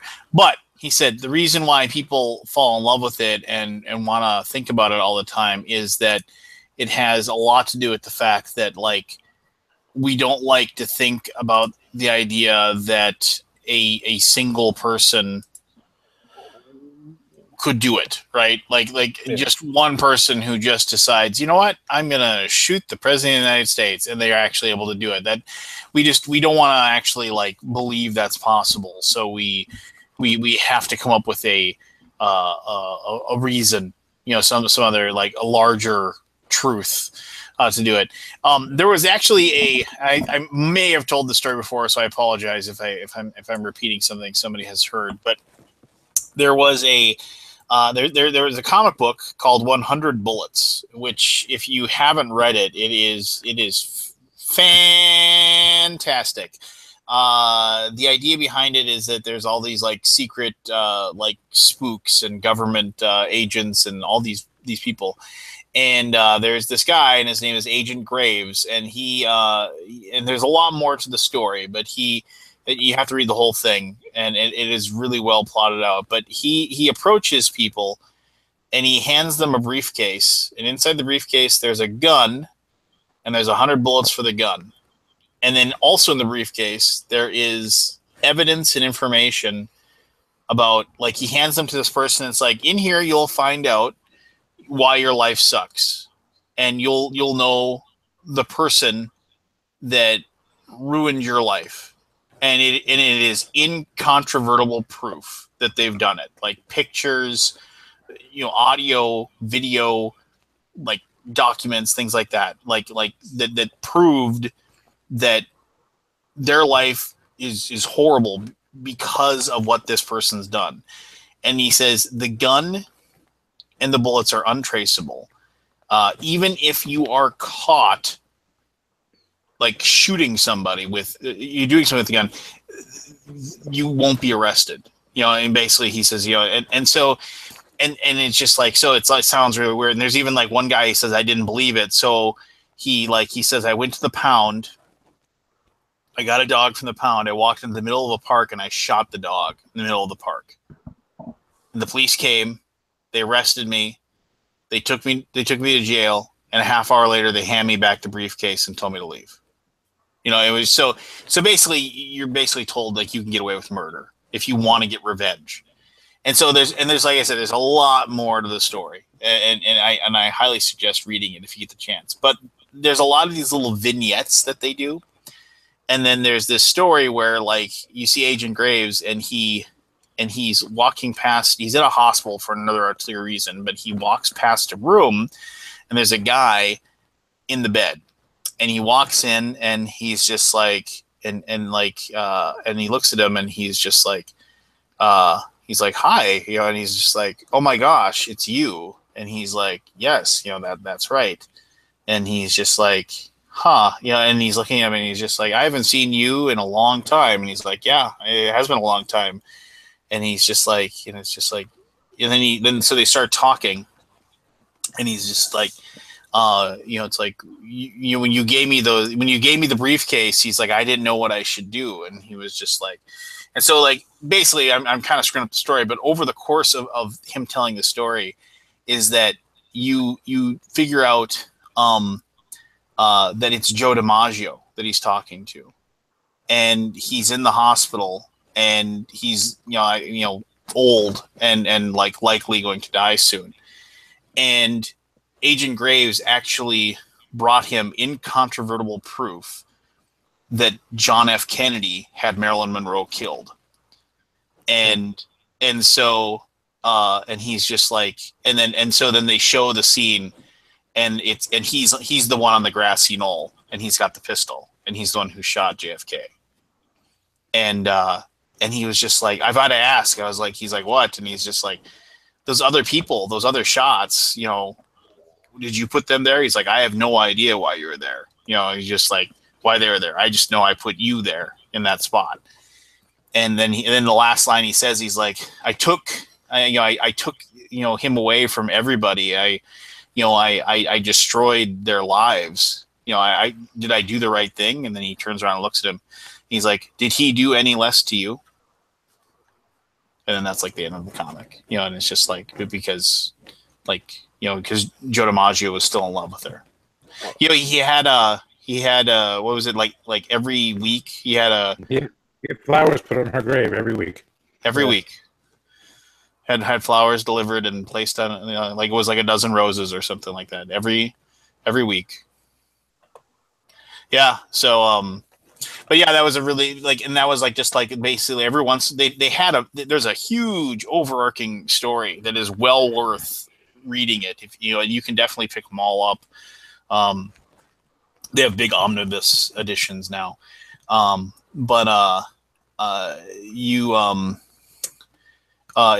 is one of those things where they have like I said, little vignettes of just like one comic was just that story, just to kind of like break the like and just kind of tell a cool little tale, if you will. The names of the graphic novels are cool too, because I think there's 13 of them or 14 of them, I can't remember, but like depending upon like it's like number 1, 2, 3, 4, they kind of go through of them. Like the name of the graphic novel is actually like they kind of make a play on the number of the graphic novel. So like number 8, the graphic novel is just called Hard. So like Hard 8. Like the 12th one is just Dirty, you know, for Dirty Dozen, you know, things like that. Good stuff. One of the best comics that was ever written. There's supposed to be a movie made, but it doesn't happen. I don't know how you could possibly. Tom Hardy is supposed to be producing it.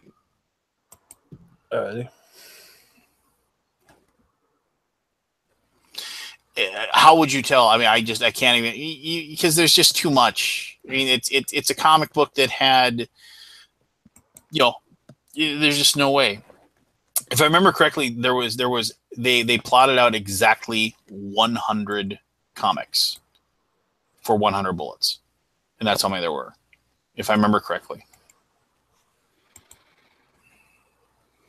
Yeah, it probably never will. I'm still waiting on the Martian Chronicles, not the Martian Chronicles, the like the Red Mars and all that. That's been in limbo for years and years. Development hell, as they say.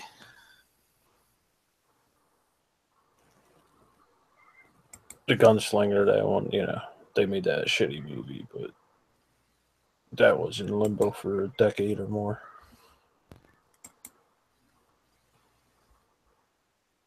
No, if you were waiting for a copy of Ex Libris, it's in stock right now. Cool stuff. It's a miniature market as well.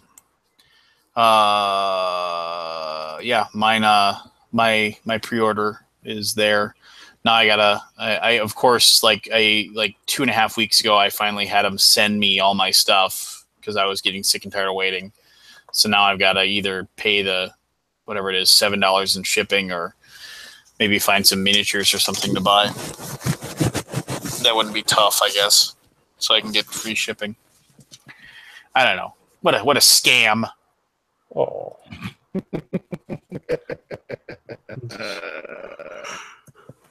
All right, I'm going to bed. Yeah, I should probably go to bed too. It's been a long week already, and I've got a long day tomorrow. So, well, thanks as always for everybody for tuning in to yet another episode of the Weekly Alaboom. Tell them what they've won, Johnny. Everyone's won a case of turtle wax and rice teroni, the San Francisco treat, and Eskimo pies. Eskimo pie. I don't think I've ever had an Eskimo pie. It's like a Klondike bar. Well, I know, but I've never had like the Eskimo pie version of said Klondike bar. Is what I'm more referring to. Yeah, I don't know. Maybe Encyclopedia Britannica. What else do you want? Well, no, I don't need an Encyclopedia Britannica. I'm just like more of like, it's one of those things where, I don't know. Maybe. Your supply of Carpet Fresh. Carpet Fresh. And a lousy copy of our home game.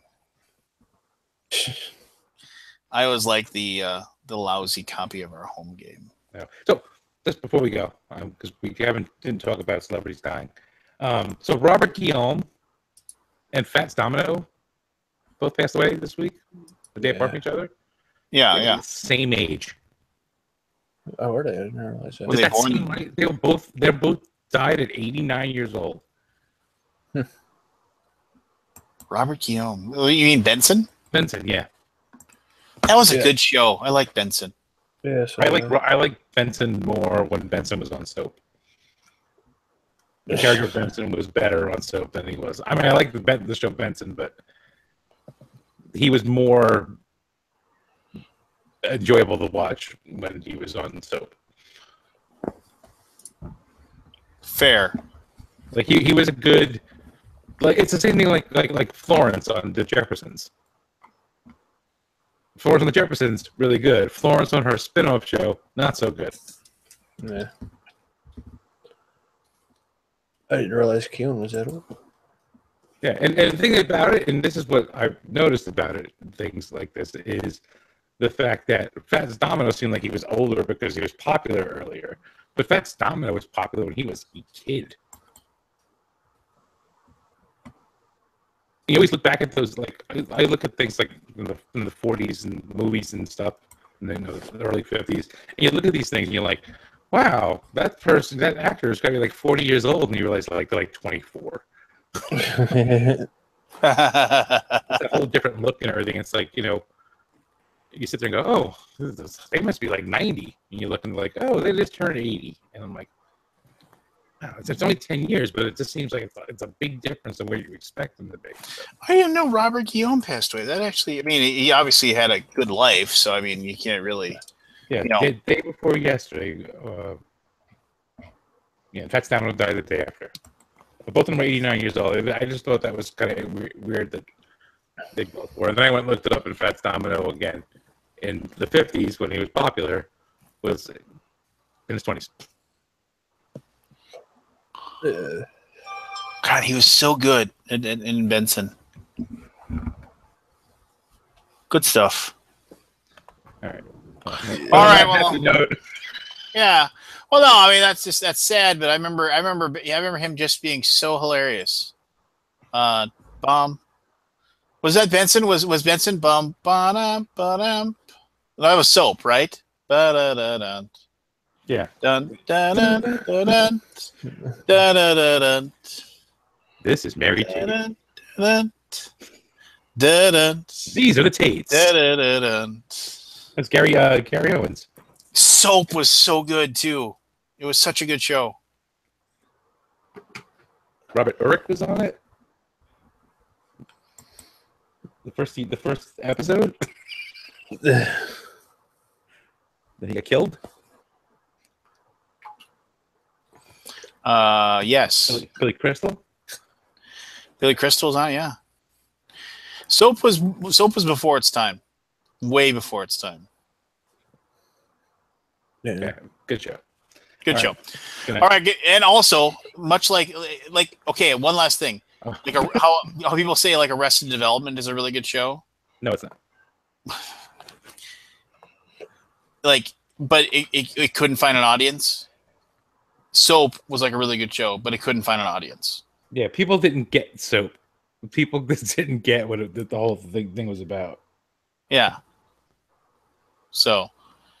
All right. Yeah, all go right. Astros. Go. Why are you saying go Stros? Did they win? They won. Yep.